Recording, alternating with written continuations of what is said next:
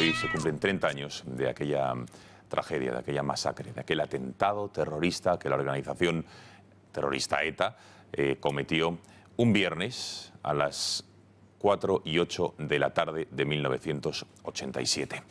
Es sin lugar a dudas el mayor crimen de ETA, ya no solo por el número de víctimas, sino porque era el primero que iba directamente dirigido contra víctimas civiles, contra personas inocentes. En un viernes, primera hora de la tarde, muchísimos ciudadanos de Barcelona acudían al Hipercor de la Avenida Meridiana a hacer la compra antes del fin de semana y de repente se encontraron con esa desagradable sorpresa del atentado terrorista. Les hemos preparado en este vídeo un resumen de lo que fue aquel trágico viernes 19 de junio de 1987. Guardia Urbana, diga. Policía Municipal. Sí, dígame. Buenas tardes. Buenas tardes. Mire, le llamo en nombre de ETA. Hipercor de la Meridiana va a explotar a las 3:30. Sobre todo que salga la gente de los aparcamientos. ¿A las 3:30, 4 menos 20. ¿A las 3:30? 4 menos 20. Que salga todo el mundo y sobre todo del aparcamiento que no se mueva un coche. Todo Euskadi. Y 38 minutos después de la hora anunciada, explota un Ford Fiesta en el aparcamiento de Hipercor de la Avenida Meridiana de Barcelona. Estaba cargado con 30 kilos de amonal, 100 litros de gasolina y 200 kilos de escamas de jabón y pegamento. El grupo Barcelona de ETA había estudiado detenidamente el lugar y había decidido que el coche bomba debía ser estacionado en la primera planta del aparcamiento para causar el mayor efecto destructivo posible. La mezcla de pegamento y escamas de jabón ardiendo se pegan a los coches del aparcamiento, a las paredes y a los cuerpos de las personas, consumiendo rápidamente el oxígeno y dejando todo absolutamente carbonizado. En algunos puntos del interior se alcanzaron temperaturas de hasta 3000 grados. 30 años se cumplen de esta barbarie en un contexto muy diferente, con la banda terrorista ya desarmada y muy presente la misma pregunta: ¿por qué ocurrió? ¿Para qué tenía que ocurrir esto? Jamás lo olvidarán cada una de las familias de estas víctimas, unas vidas que cambiaron para siempre. Ya les digo, el primer atentado, evidentemente todas las víctimas de ETA habían sido inocentes. Creo que antes he tenido un pequeño lapsus, pero sí que es verdad que directamente no iba contra ningún cargo político o contra ningún jefe militar o de la Guardia Civil. Eran directamente víctimas civiles. Bueno, tenemos conexión con una de ellas para analizar exactamente lo que ocurrió aquel 19 de junio del año 1987. Nuestras cámaras están en Barcelona con una de ellas, se llama Isabel Prado, y tenemos ya el gusto de saludarla. Señora Prado, buenas noches. Hola, buenas noches. Bueno, cuéntenos, ¿se consigue olvidar un atentado como el que vivió usted hace 30 años? No, no se consigue olvidar. Cada día se recuerda, es como si hubiera pasado ayer. Se tienen secuelas, se va enfermando, el tiempo pasa, no se supera. Tampoco tuvimos la ayuda que necesitábamos y no se puede olvidar. Cuéntenos cómo lo vivió, señora Prado. Usted era empleada de Hipercor cuando a primera hora de la tarde de aquel viernes 17 de junio explotó una bomba. ¿Cómo lo recuerda? Bueno, yo lo recuerdo un poco antes porque yo me encontraba en la planta exterior superior que daba a la textil en aquel momento. Recuerdo a nuestra policía vigilando bastante rato antes la tienda con bastante nerviosismo. Después llegaron los policías, coches de policías que se pusieron a pie de nuestra puerta de cristal, en la salida donde entraban nuestros clientes, muy deprisa y vigilando todo.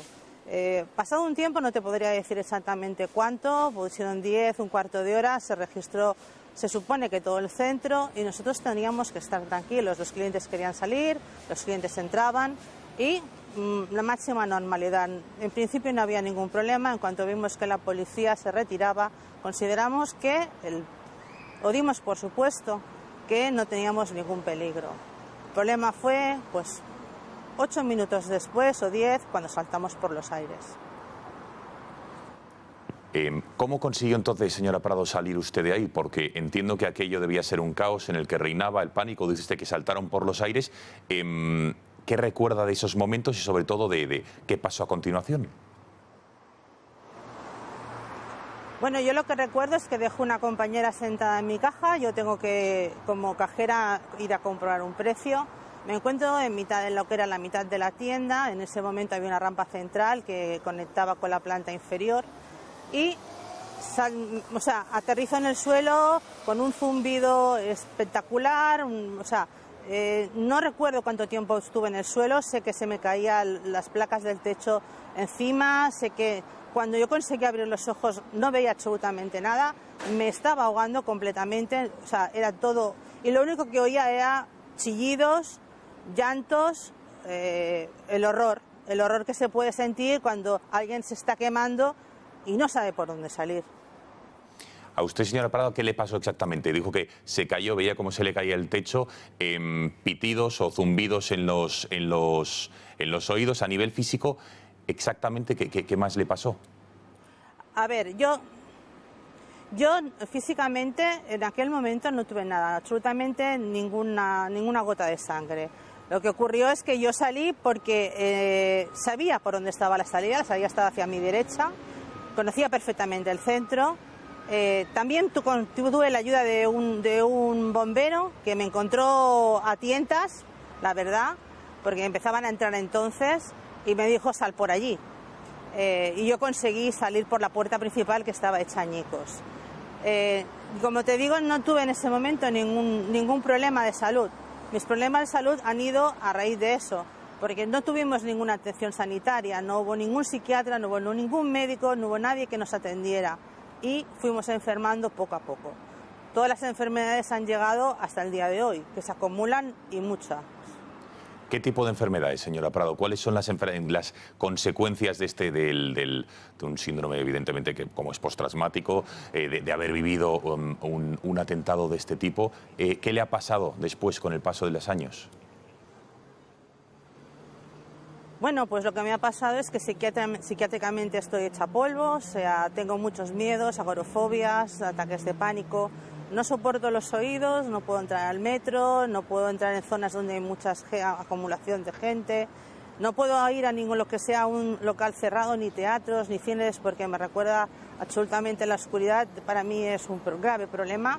Tengo muchos problemas de sueño, duermo con 3 pastillas, con tranquilizantes y a nivel físico tuve un problema de, una mastectomía en un momento determinado, que tuve que operarme porque lo que el cuerpo hace es una reacción ante el miedo y el miedo hormonalmente lo desencaja todo.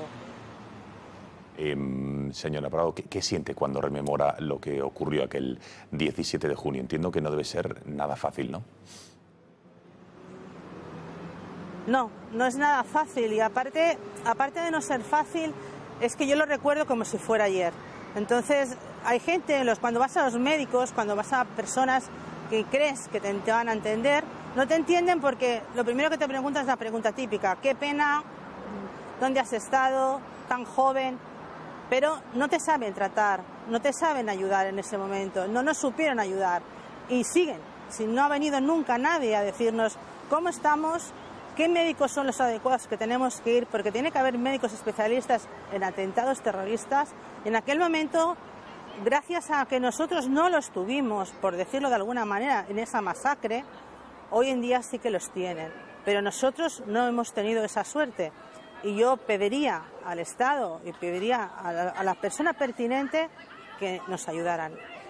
Le iba a preguntar, señora Prado, si el Estado y las diferentes administraciones públicas habían estado a la altura, digamos, con las víctimas y en su caso concreto con usted, pero escuchando su respuesta anterior está claro que no han estado a la altura, ¿no? No, solo han estado a la altura con aquellas personas que en ese momento se metieron dentro de las ambulancias. Pero pasado ese día, el día siguiente, si no estabas en esa lista, no hemos sido nunca víctimas ni reconocidas, ni se nos ha llamado ni se nos ha preguntado. Y seguimos siendo víctimas, porque estábamos ahí dentro, lo sufrimos y lo pasamos. Claro, como si las consecuencias de un atentado terrorista o para ser víctima solo son las secuelas físicas, las psicológicas, y todo lo que ha explicado usted no se está teniendo en cuenta en su caso, por ejemplo, ¿no? Exactamente, no es que no se tiene en cuenta. O sea, puedes tener todos los papeles que puedan haber, como tenía yo y tengo, de salud mental de años, muchos años anteriores, haber pasado inclusive por el médico forense que el Estado me propuso, que era el doctor Manuel Romacho. Se le pagó su factura, su minuta, se pasó por él, estuve 4 días con él y él testificó que lo que yo tenía realmente era a causa del atentado, pero aún así el Estado dice no. Señora Prado, ¿qué piensa de las personas que obraron el ataque de aquel comando de terroristas, 3 personas en concreto? ¿Se puede llegar a perdonar a las personas que le han marcado la vida durante los últimos 30 años? Bueno, yo le puedo decir que como persona católica y creyente, mi obligación sería perdonar, pero no puedo perdonar, ni puedo olvidar. Ha costado mi vida, la de mi familia y mi entorno, y ni olvido ni perdono. Bueno, señora Prado, que sepa usted que con este testimonio, además me consta que durante muchísimos años, en los últimos años, ha guardado usted un silencio muy prudente y de alguna manera lo rompe usted esta noche ante las cámaras de Intereconomía, del Gatalagua, ante todos nuestros espectadores. Así que le alegro de verdad encarecidamente que lo haya hecho, porque su testimonio sirve de mucho. Es un testimonio de superación, es un testimonio de lucha y es muy evidente los sentimientos que tiene usted hacia esas personas. Señora Prado, yo por mí lo dejo aquí. No sé si quiere que sigamos esta charla, esta conversación, lo que usted me diga. Por mí es suficiente. Solo pedir que aquellas personas que tenemos esos reconocimientos, que están en Madrid, que se han puesto beta a ellos, que por favor se vuelvan a leer, se vuelvan a mirar cómo se tienen que mirar, y aquellas personas que tenemos que ser reconocidas porque lo hemos pasado y lo estamos sufriendo, no sea solamente una cuestión económica. Queda clarísimo. Isabel Prado, víctima de aquella masacre, de aquel atentado de Hipercor. Muchísimas gracias por haber atendido a las cámaras del Gatalagua y muchísimo ánimo. Sé que han sido 30 años de un sufrimiento terrible, pero le deseo todo lo mejor en todo lo que le queda por delante, que ya verá cómo poco a poco irá mejorando. Gracias por habernos atendido, por haber roto su silencio esta noche y buenas noches. Muchas gracias y buenas noches.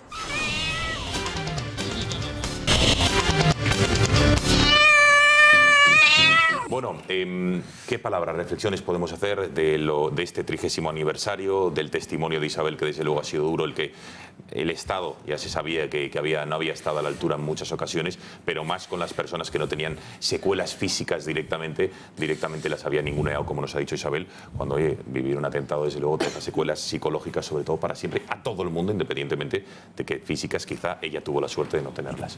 Venga, ¿alguna valoración? Pues yo, en primer lugar, enviar un beso enorme a Isabel, porque ha demostrado una entereza a Isabel y a todas las víctimas del terrorismo que se encuentran en la misma situación que Isabel, porque tiene que ser una de las cosas más duras que te deben tocar vivir en la vida. Por lo tanto, tanto a Isabel como al resto de víctimas del terrorismo, un beso enorme y un abrazo fortísimo.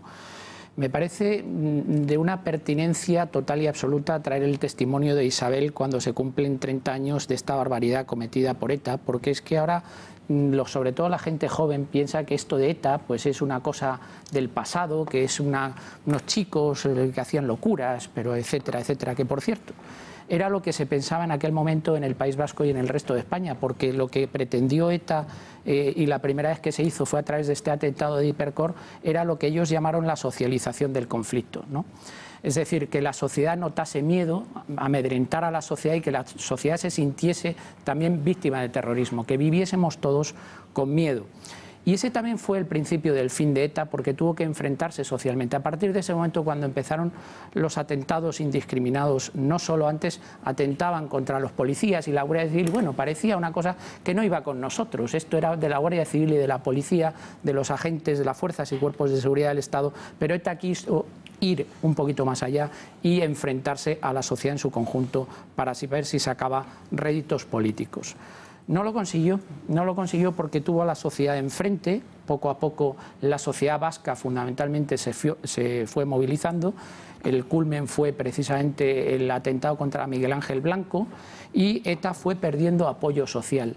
lo que obligó a ETA a reinventarse. ETA se reinventó y entró a las instituciones y descubrió que desde las instituciones conseguía unos réditos políticos, económicos y sociales mucho más importantes que los que les daba hasta entonces la lucha armada. Y en esas estamos en la actualidad, seguimos teniendo a ETA en las instituciones, porque es verdad que ETA ha dejado de matar, pero ETA sigue haciendo mucho daño dentro de las instituciones. Y yo también no quiero dejar en esta primera intervención de recordar las palabras del señor Puigdemont que hemos oído, que a mí me parecen delirantes. Yo no sé si este señor le ha dado un golpe de calor. Si bueno, pues lo dejamos para luego. Exacto, una valoración de lo que fue aquello y del testimonio de Gonzalo, de Isabel. Bueno, yo sobre ETA es que casi no voy a gastar mucho tiempo porque todos podemos prácticamente decir lo mismo. La grabación yo no la recordaba, me parece brutal, ¿no? Ese señor de ETA diciendo, va a explotar a las 3:30, 4 menos 20. Y al final dice... Buenas tardes, dice primero. Buenas tardes, sí. Eso saluda como... Dice, bueno, 4 menos 20, que en realidad le está quitando 10 minutos, ¿no? En esa última decisión, le está quitando 10 minutos de margen, ¿no? a las fuerzas de seguridad para intentar evitar lo que finalmente fue esa masacre. Pero me interesan mucho las palabras de Isabel Prado y también la lección, ¿no? de lo que hizo el Estado en aquel momento. O sea, a las 174 días, hay unos datos que encuentro en un fantástico reportaje que firma hoy en el diario El Periódico de Cataluña Nuria Navarro, que cuenta 3-4 datos que me parecen fascinantes. A los casi 200 días de la masacre, en diciembre del 87, la revisión forense de los heridos determinó que estaban todos curados y que a partir de ahí, cada cual debería demostrar, que es el caso de Isabel, que sus trastornos futuros eran consecuencia del atentado. Hay casos como el de Álvaro Cabrerizo, perdió en el atentado a su mujer y a sus 2 hijas de 15 y 13 años. Tras el entierro, solicitó cita con un psicólogo en la Seguridad Social y le dieron cita para 11 meses después. Es el primer caso en el que el Estado es condenado por incumplimiento del deber. El abogado Juli de Miguel planteó una reclamación contra el Estado por este concepto de incumplimiento del deber de velar por la seguridad ciudadana, porque evidentemente y a todas luces había tiempo de sobra para sacar a la gente de allí y no se hizo bien. El 5 de abril del 94 el Supremo les dio la razón y la sentencia admitía que las fuerzas de seguridad no adoptaron las medidas necesarias para evitar esa masacre. Solo entonces algunos pudieron empezar a cobrar las indemnizaciones como víctimas del terrorismo. Pues fíjate. Iván. Yo sí quería hacer algunos apuntes, ¿no? Respecto a esto último, yo creo que, es decir, entiendo que es indignante escuchar esta grabación y pensar, bueno, ¿y cómo no desalojaron? Lo que pasa es que el testimonio de Isabel deja claro que la policía vino, hizo el trabajo como ellos pensaban en ese momento que había que hacerlo, y desafortunadamente no acertaron. No acertaron porque realmente había una bomba cuando pensaban que no. Pero estoy seguro que si uno preguntara a los policías de entonces, pues le dirían que había avisos de atentado con mucha frecuencia y ellos tenían unos criterios para decidir cuándo eran ciertos y cuándo no. Esta, por desgracia, pues fue la primera vez que se equivocaron porque en otras muchas ocasiones acertaron. De manera que el Estado, yo creo que no dejó su responsabilidad ese día, sino que probablemente pues tuvo... El Supremo entendió que sí. Pues yo lo que opino es una cosa contraria, es decir, que no hizo dejación de responsabilidad, en el sentido que sí mandó a la policía. Lamentablemente el curso de acción que tomaron pues no fue el óptimo, visto lo visto, ¿no? Pero no insistiría mucho más por esa vía, porque parece que estamos quitando la responsabilidad a quienes realmente pusieron la bomba, que es ETA, ¿no? Y que es quien realmente tiene toda la responsabilidad. Pero lo que pasa es que me gustaría subrayar. Lo que sucede es lo que nos ha contado la invitada. Correcto. Que cuando el Estado se equivoca, no reacciona. Ahí es donde yo sí creo que el Estado tiene una enorme responsabilidad. Y ahí estoy completamente de acuerdo contigo. Las memorias siempre piden lo mismo, desde hace 40 años. Son 3 cosas, que es memoria, dignidad y justicia. Respecto a la memoria, a mí me gusta mucho ver gente aquí que lo recuerda con detalle, y yo creo que todos, pues más o menos, yo era muy joven, pero recuerdo perfectamente ese día. Estaba en casa de un amigo catalán, para más señas, en Madrid. Era nuestro último día de colegio. Y yo creo que los que tenemos cierta edad lo recordamos, pero no es eso lo que piden las víctimas. Cuando hablan de memoria, hablan de eso que luego los progres han llamado memoria histórica. Es decir, esto es algo que debería conocerse aunque uno no tenga más de 40 años. Yo hoy he estado en el Barbero, un chico que le he contado que venía a hablar de este tema y me dice, ¿qué es lo de Hipercor? Y hombre, un atentado. ¿Y eso cuándo fue? ¿Qué edad tenía más o menos el Barbero? 29 años. Él no había nacido. Pero no le suena. Y esto no puede ser, que en un país como España no te suene atentados de esta envergadura. No digo que uno se acuerde de las 1000 víctimas de ETA por nombre y apellido, eso es muy difícil.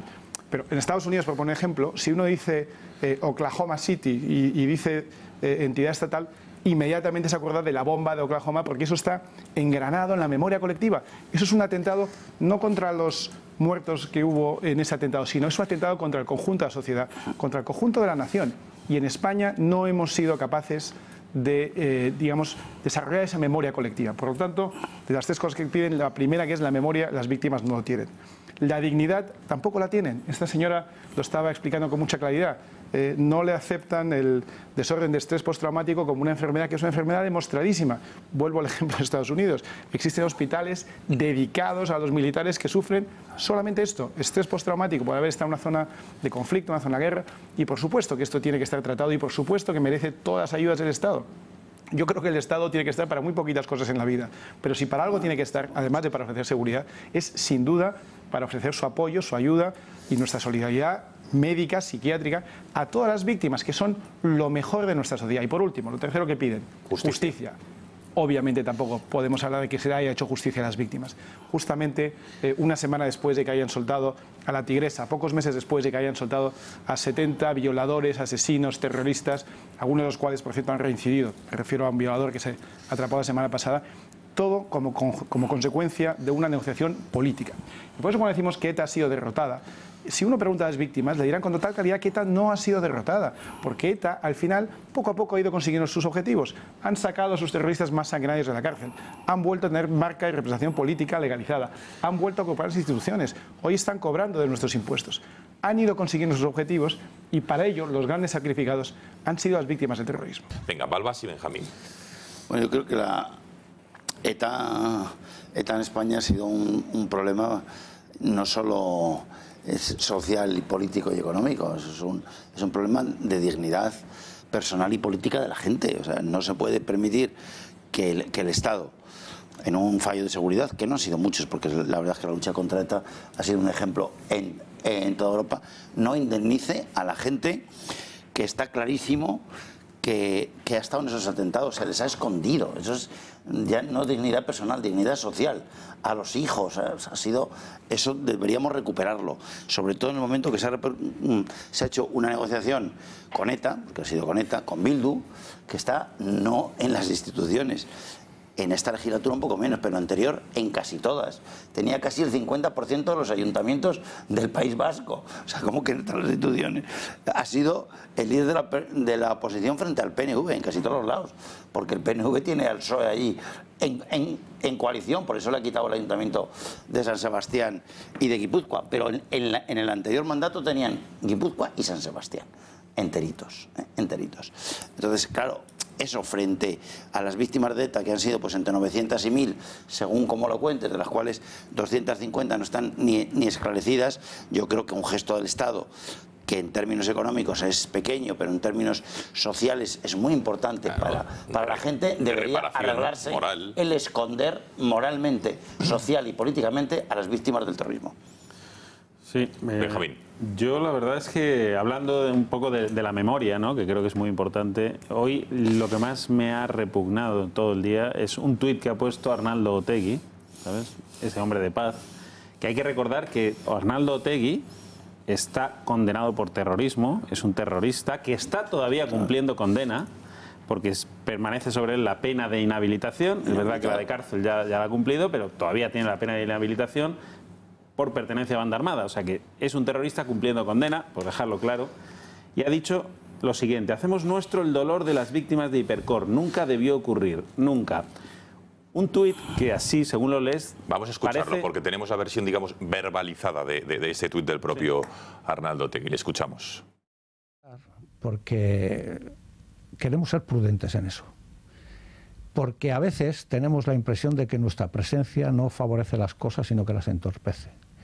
Y porque yo creo que para que Euskal Herria Bildu esté en un homenaje, primero hay que hablar con la gente que organiza el homenaje, hay que pedirles con humildad si creen conveniente o no determinadas presencias, y eso es lo que hemos hecho. Pero yo sí quiero decir una cosa que la dije estando en ese barrio hace escasamente unos meses, nada más salir de prisión. Euskal Herria Bildu comparte el dolor de las víctimas de Hipercor, nosotros hacemos nuestro ese dolor y nosotros seguimos pensando que eso jamás debió de ocurrir. pero nosotros somos muy prudentes a la hora de estar en determinados sitios. Siempre trabajamos eso, y cuando alguien nos recomienda o nos dice, no digo que ha sido el caso, de que quizás todavía es mejor no estar en determinados sitios porque eso puede producir determinadas tensiones, no lo hacemos. Pero yo sí que quiero volver a recalcar, eso jamás debió ocurrir.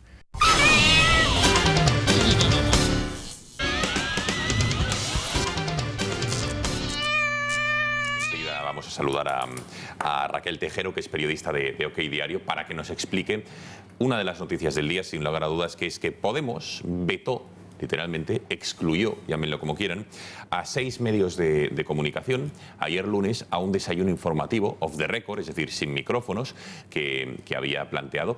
Se entendía que a toda la prensa, a todos los medios de comunicación, para dar a conocer cuáles eran las líneas maestras del partido, después de la moción de censura, a los nuevos portavoces, es decir, para entablar una relación de confianza y de conocerse mutuamente entre los periodistas y los nuevos portavoces de la formación. Pero, ¿qué es lo que ha ocurrido?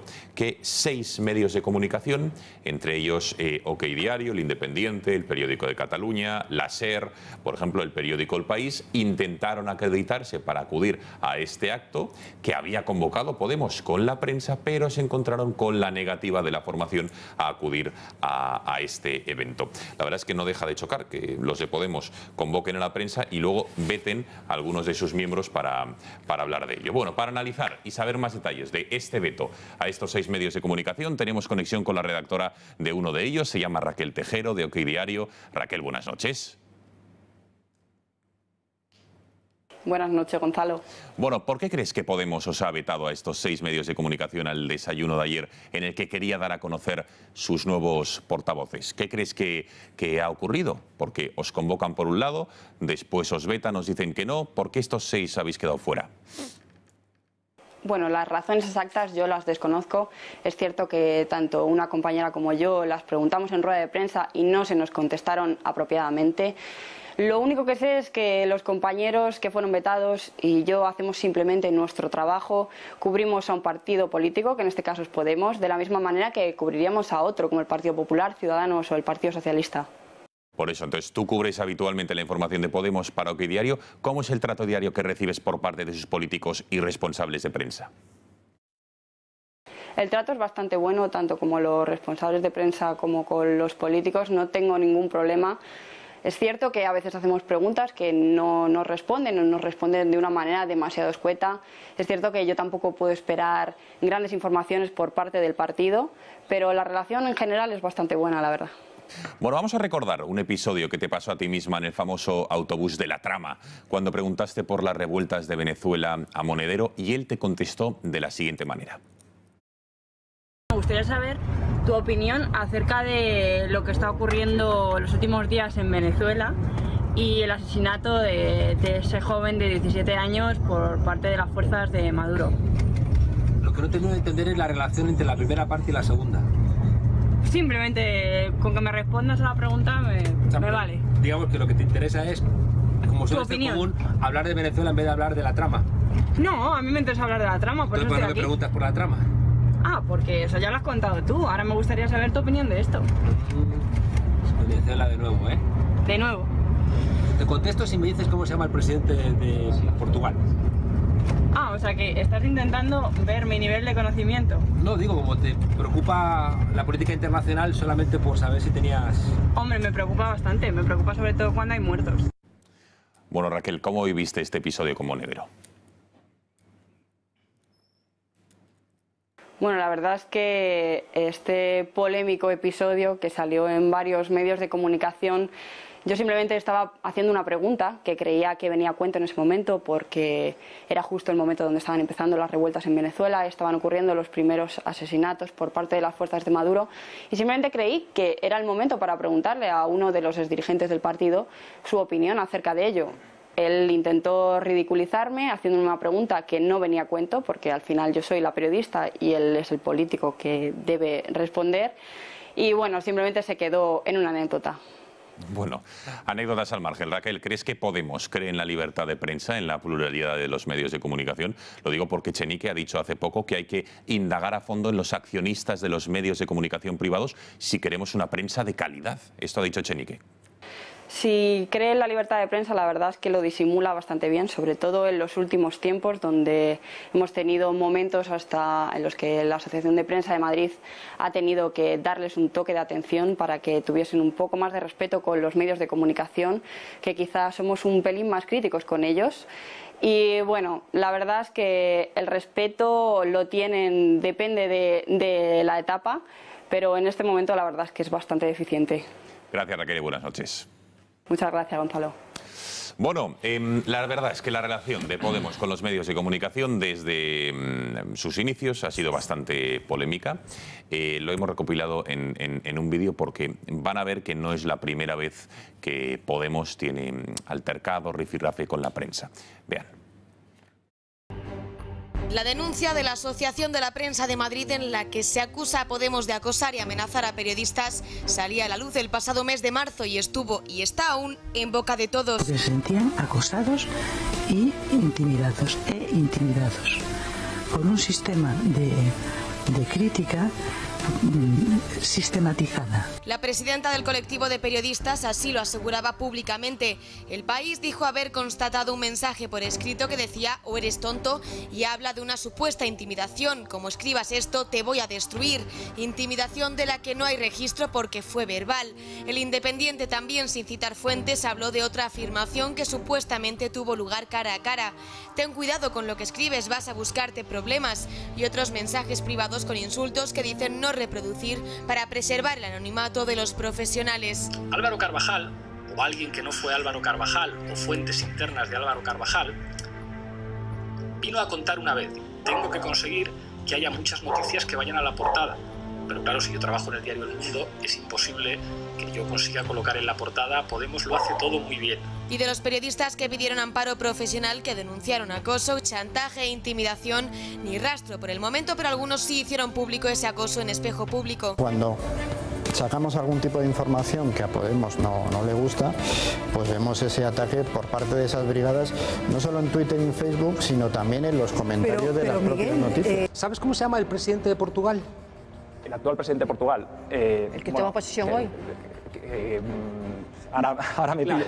No lo sé. No lo sabes. Me llama la atención que ignores cómo se llama el presidente de Portugal, que lo tenemos al lado, con el cual compartimos la mayor frontera en nuestro país. Ignorando eso, le prestes atención, como siempre, a Venezuela o Irán. Desde Podemos la sorpresa se ha transformado en enfado. Que miren a ver si la libertad de prensa en España no les encaja o si son ellos los que no encajan las críticas de la prensa de este país. Bueno, Podemos y la libertad de prensa. Este nuevo episodio, último episodio, este veto de ayer a los periodistas. Señores, que... ¿Yo puedo hacer una crítica a los periodistas? Usted puede hacer lo que quiera. Otra cosa es cómo salga del programa hoy. Pero vamos, aparte de eso... Bueno, saldré seguramente custodiado por la Guardia Civil, que no tiene competencias en Madrid capital. Eso es.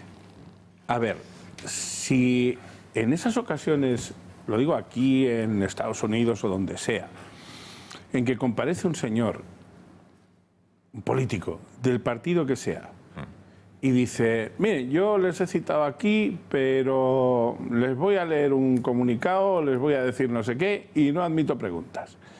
Si en ese momento todos los periodistas se levantasen y le dijeran al señor, pues se queda usted con su manifiesto y con lo que quiere decir.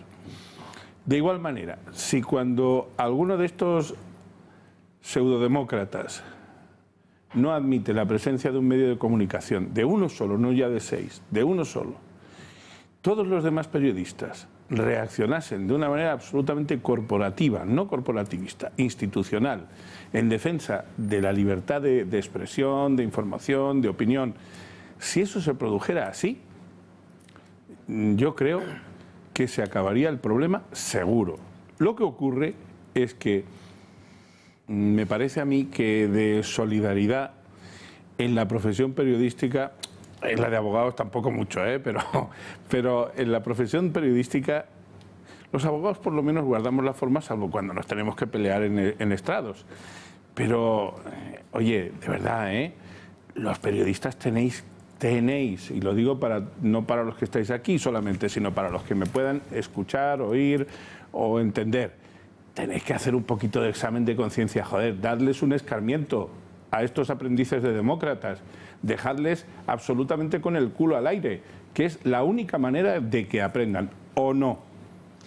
Yo creo que es muy bueno que se descubran así, que salga el marxista que llevan dentro, ¿no? Porque si en la oposición son capaces de vetar ya 6 medios de comunicación, y por cierto quiero felicitar a OK Diario y su valiente labor de denuncia diaria, si en la oposición hacen esto, si tuviesen la facultad de gobernar con mayoría absoluta o con mayoría simple, pues sería tremendo. De hecho, las campañas de acoso, esas sistemáticas que se denuncian por la Asociación de la Prensa de Madrid, no la hacen solo ellos, sino aquellos aldáteres, trolls, compañeros, conmilitones, que le hacen la vida imposible a cualquier periodista que diga lo que piensa, si lo que piensa no es estrictamente coincidente con el ideario de Pablo Iglesias, y por tanto estos accesos de furia que tiene o Pablo Iglesias o Podemos, yo creo que vienen muy bien para ver que esa piel de cordero que esconde al lobo cada vez es más pequeñita, ¿no?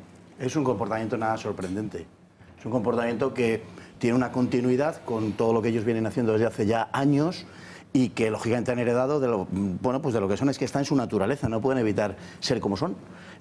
Aquí les hemos colgado la etiqueta de populistas, metiéndoles en un cesto en el que verdaderamente no es el suyo, ¿no? Pero que a mucha gente a lo mejor le interesa para confundir, pero realmente son marxistas y son totalitarios, de una forma absolutamente inconfundible. No es un análisis que yo pueda hacer aquí ahora.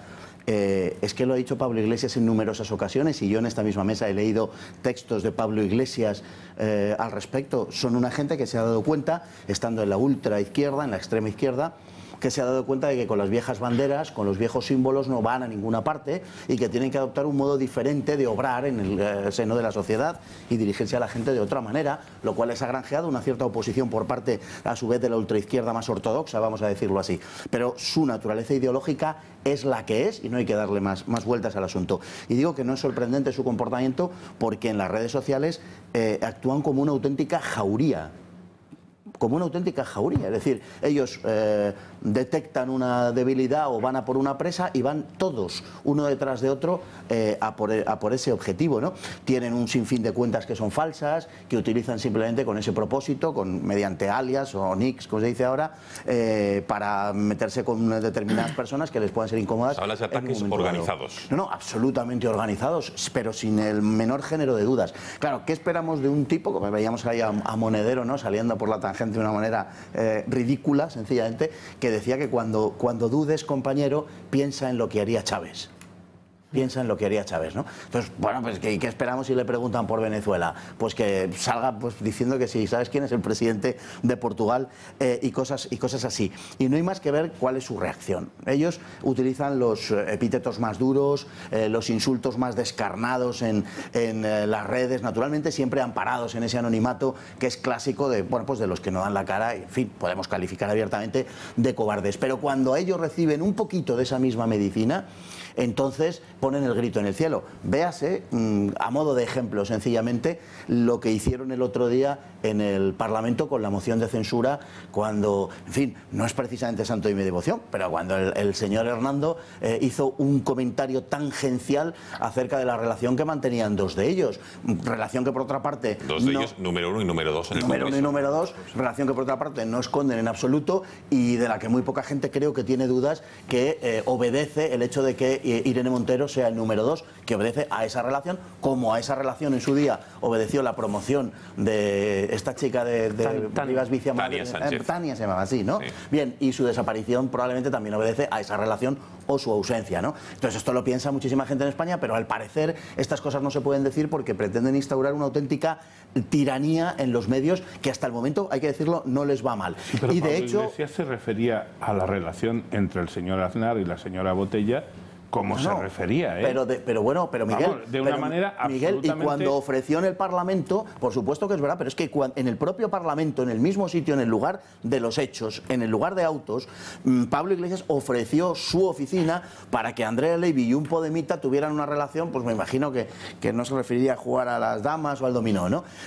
Por ejemplo, o cuando habló de otra señorita que también se llama Montero, en este caso no Irene, sino Mariló, y manifestaba ese sadomasoísmo, ¿no? Sadomaoísmo, ¿no? Que manifestaba cuando le quería azotar las nalgas y hacerle sangrar. Entonces, lo que no podemos es estar permanentemente pendientes de lo que esta gente diga, porque conocemos sus varas de medir y conocemos que la única ley que tiene la gente de Podemos es la ley del embudo, y ya sabemos a quién le toca la parte ancha y la parte estrecha.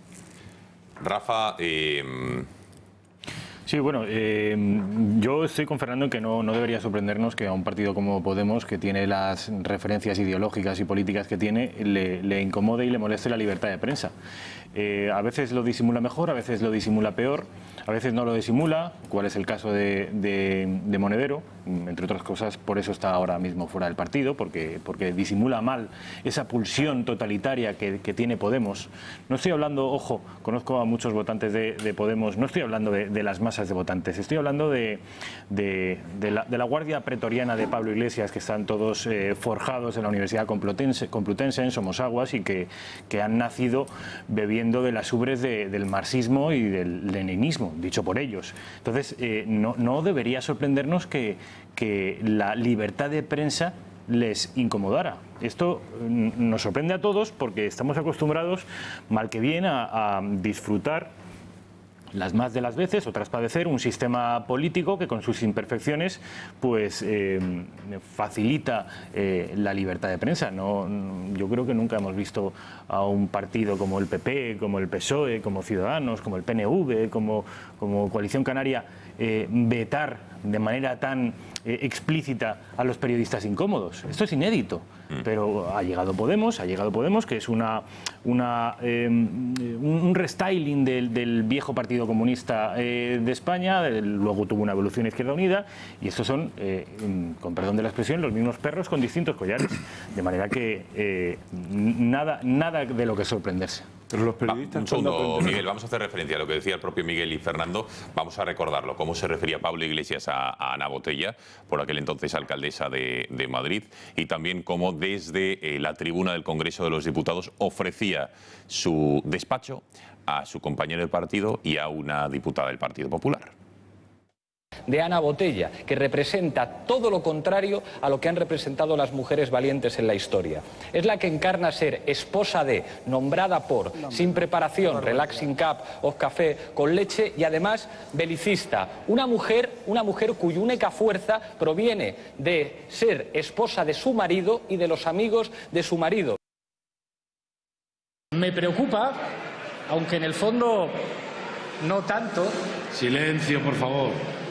Que parece que a partir de ese beso la política española se está calentando. Ayer en un programa de La Sexta asistí con estupor ante el hecho de que una diputada del Partido Popular, la señora Andrea Levy, bebe los vientos por un diputado de Podemos, el señor Miguel Vila.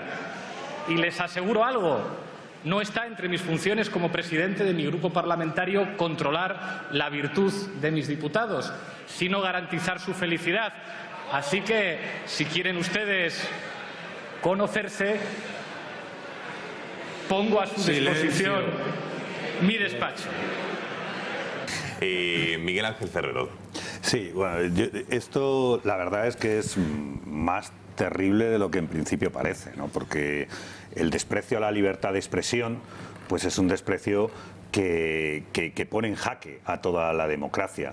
Habláis de leninismo, yo hablaría más de estalinismo, que se los cargó a todos, ¿no? A todos los anteriores, ¿no? Esto de atacar los medios de comunicación, esto de vejar a los periodistas. Os recuerdo lo que decía la Asociación de la Prensa de Madrid, que hablaba de vejaciones, que hablaba de insultos, que hablaba de mensajes para poder conseguir de estos periodistas que escribieran lo que quiere un partido político. Esto es inaudito y esto es lo que hay que contarle y lo que tiene que reflexionar las personas. Porque yo estoy convencido que los 5 millones de personas que han votado a Podemos pues no comulgan con estas cosas. Los que comulgan, como decíais hace un momento, la mayoría son una élite que son los que gobiernan este partido político. Pero esto hay que ponerlo encima de la mesa y hay que explicarlo y hay que hacer pedagogía con ello. El que ataca la libertad de expresión, ¿qué no va a atacar mañana?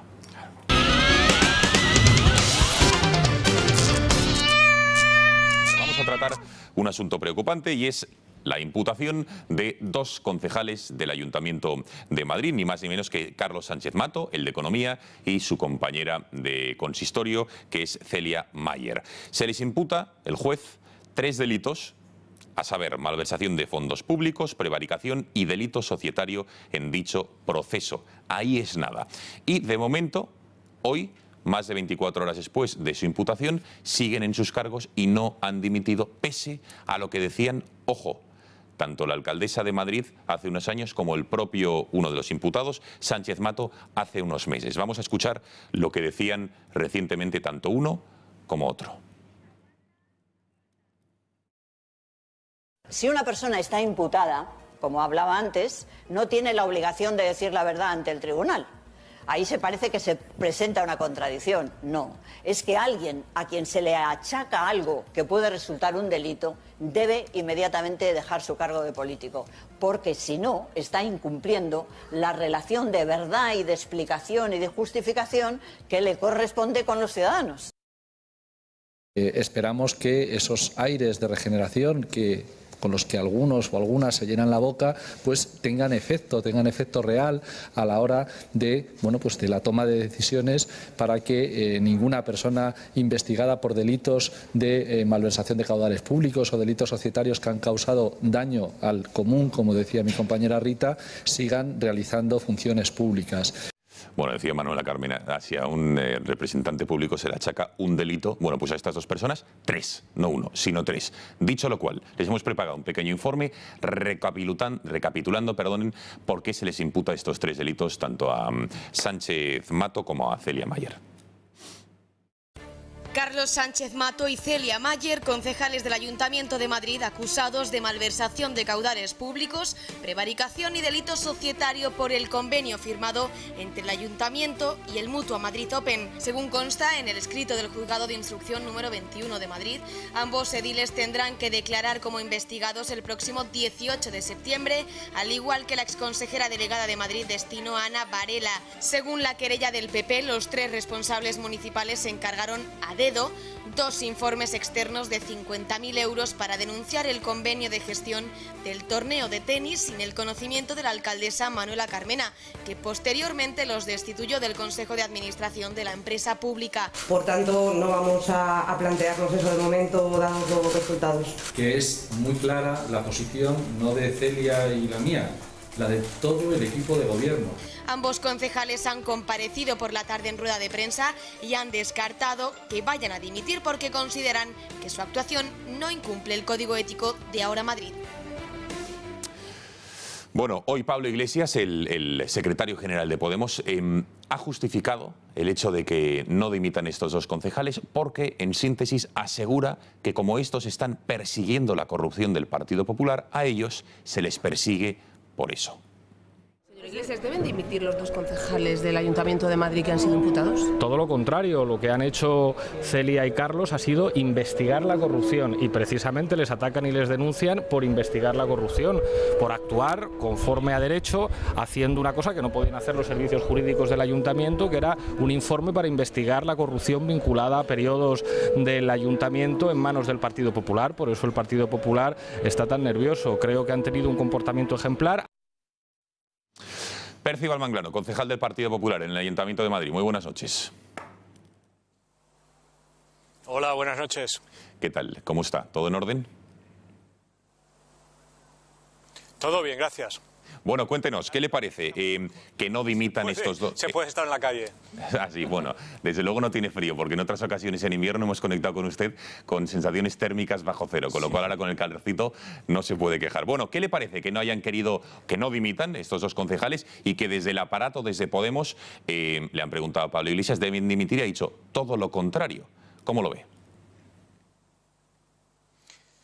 Bueno, yo creo que esto pone al descubierto una vez más la gran mentira en la que se basa Podemos. Es decir, ellos que venían a hacer nueva política, a hacer regeneración, a cambiar los hábitos supuestamente y predicaban comportamientos éticos que debían estar por encima de cualquier tipo de sospecha, han tardado muy poco en demostrar a las personas que una cosa es predicar y otra cosa es dar trigo. Todas las excusas que están dando para no dimitir son absolutamente falsas. Cuando acabo de escuchar su reportaje, cuando Pablo Iglesias dice que están siendo investigados por investigar ellos mismos la corrupción, eso es falso. No están siendo investigados, o por usar el término más conocido, no han sido imputados por investigar la corrupción.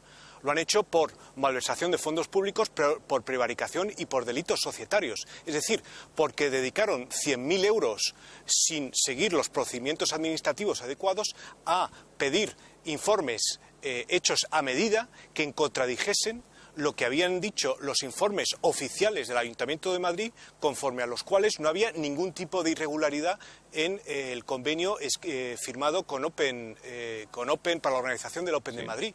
Es tan simple como eso, ¿no? Entonces, su forma de retorcer la verdad, francamente, no tiene límites. Pero entonces, señor Manglano, ¿hubo o no hubo irregularidades en el convenio que firmó Gallardón con la empresa del Open y Ontiriac? Porque Pablo Iglesias acaba de decir directamente, da por hecho que era corrupción eso, es decir, ya lo ha dicho, lo acaba de escuchar usted, lo ha calificado como corrupción la firma de ese convenio y las irregularidades que había ahí. Es decir, no hay ni presunción, en fin, de inocencia de que no hubiese corrupción ahí, ya lo da por hecho. Ahora, en sus compañeros de partido, no.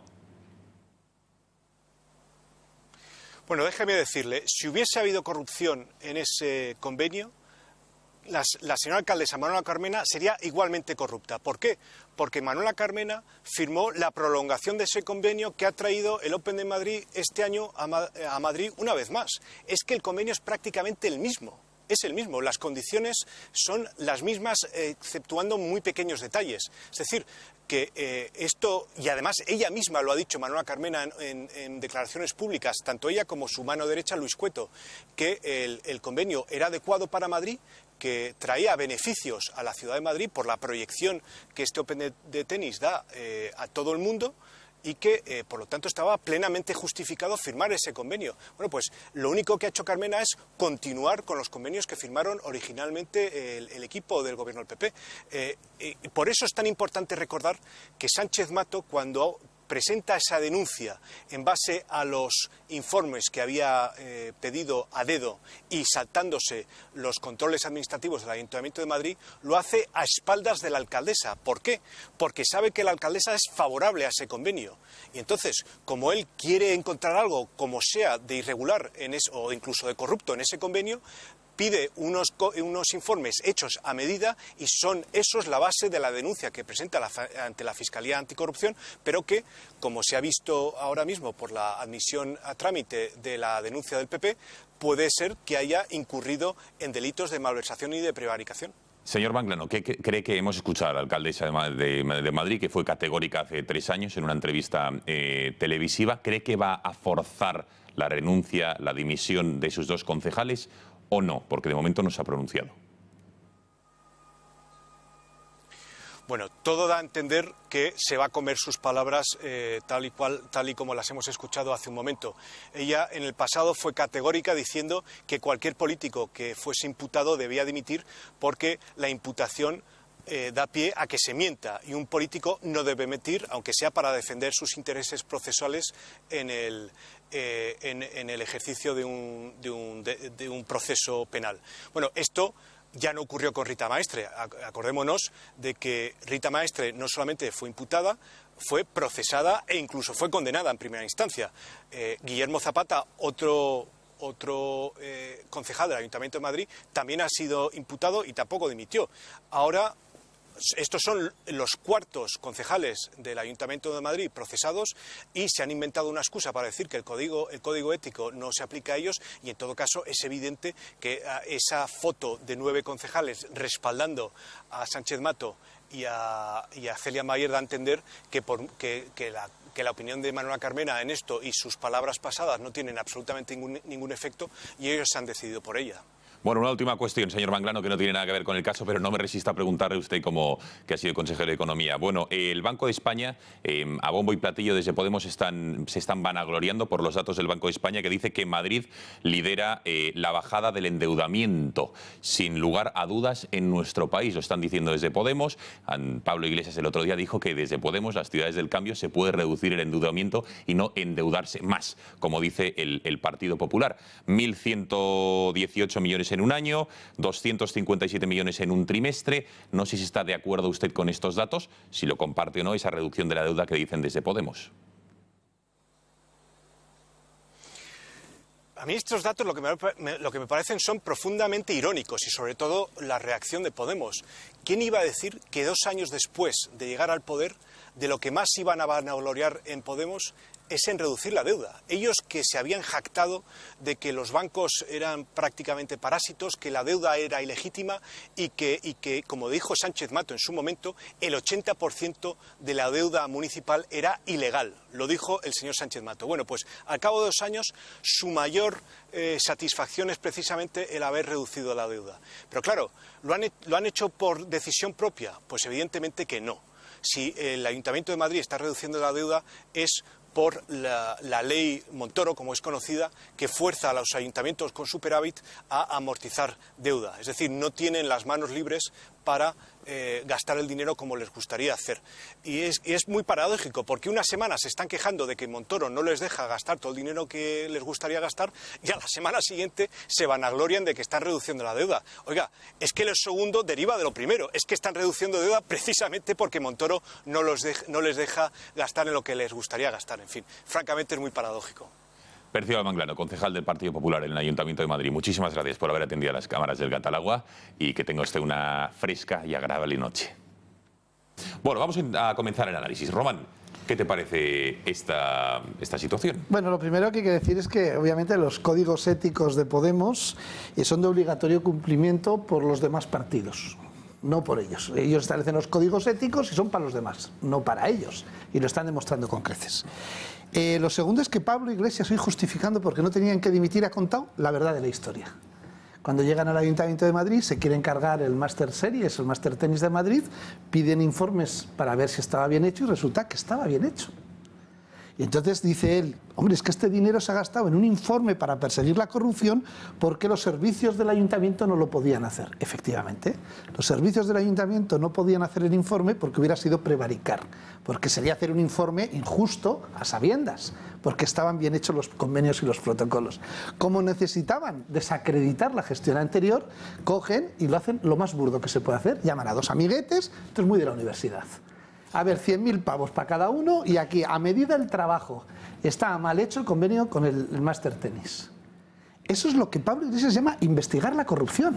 Es crear una prueba falsa, un documento falso a medida, pagado con el dinero de todos los contribuyentes para montar su teatro y su escándalo. Y esto le llaman ética, honestidad, nueva política, cuando es una panda de delincuentes.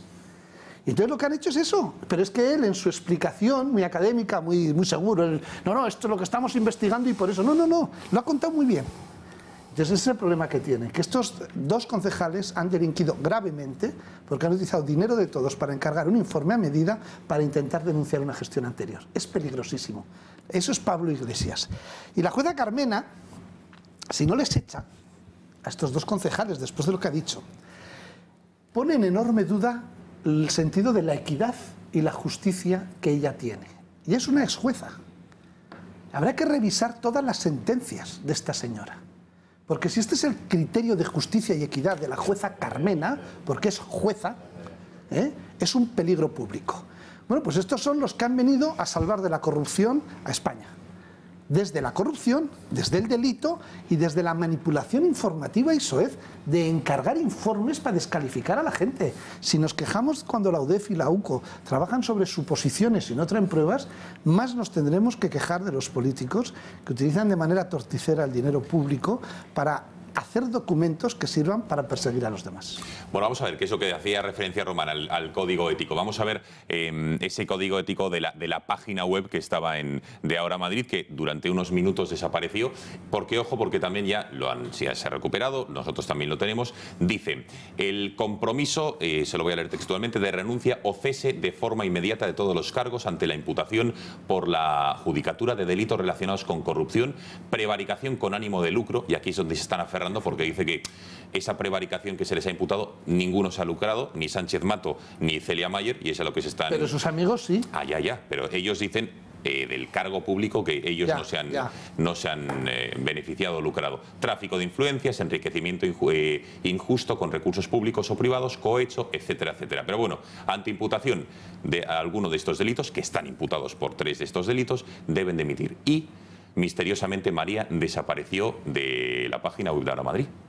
Sí, durante unos minutos sí que es verdad que desapareció el código. Después Rita Maestre se apresuró a explicar que era porque a veces hacen modificaciones y que van adaptando ese código ético según necesidades. Curiosamente, hay pantallazos, ¿no?, de la programación del código ético en la página web de los señores de Podemos, en los que se ven cómo coincide, una vez salta a la noticia y a la prensa esta imputación, cómo se apresuran a modificar ese código ético o a retirarlo de la web, mostrando no solo incongruencia, sino cobardía con lo que ellos mismos, ¿no?, habían expresado.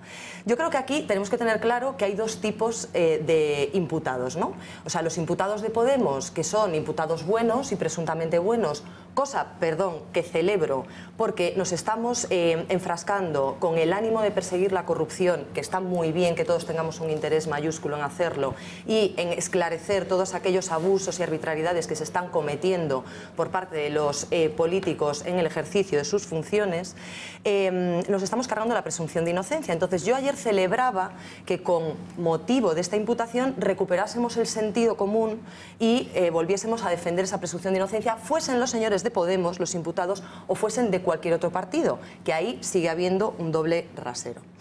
También es importante decir a los señores de Podemos que, hombre, al margen de lo que ha explicado Román, que lo ha hecho muy bien, para investigar una corrupción, aunque eso fuese cierto, no se puede cometer un delito. No, claro. Es decir, que estos señores lo que están dejando claro y lo que no pueden negar en su propia naturaleza es que pretenden conseguir aquello que quieren del modo en que haga falta. Es decir, que cualquier día proponen torturas, secuestros para que la gente confiese. Este es el peligro real de una formación del corte de los señores de Podemos, que creen que para conseguir sus fines y aquello que les interesa pueden utilizar cualquier tipo de herramientas al margen de la normativa jurídica y del contexto que marca el ordenamiento jurídico. Es decir, el fin justifica los medios. Sí. Y eso es lo peor que le puede pasar a una clase política y a una sociedad. Tener gente...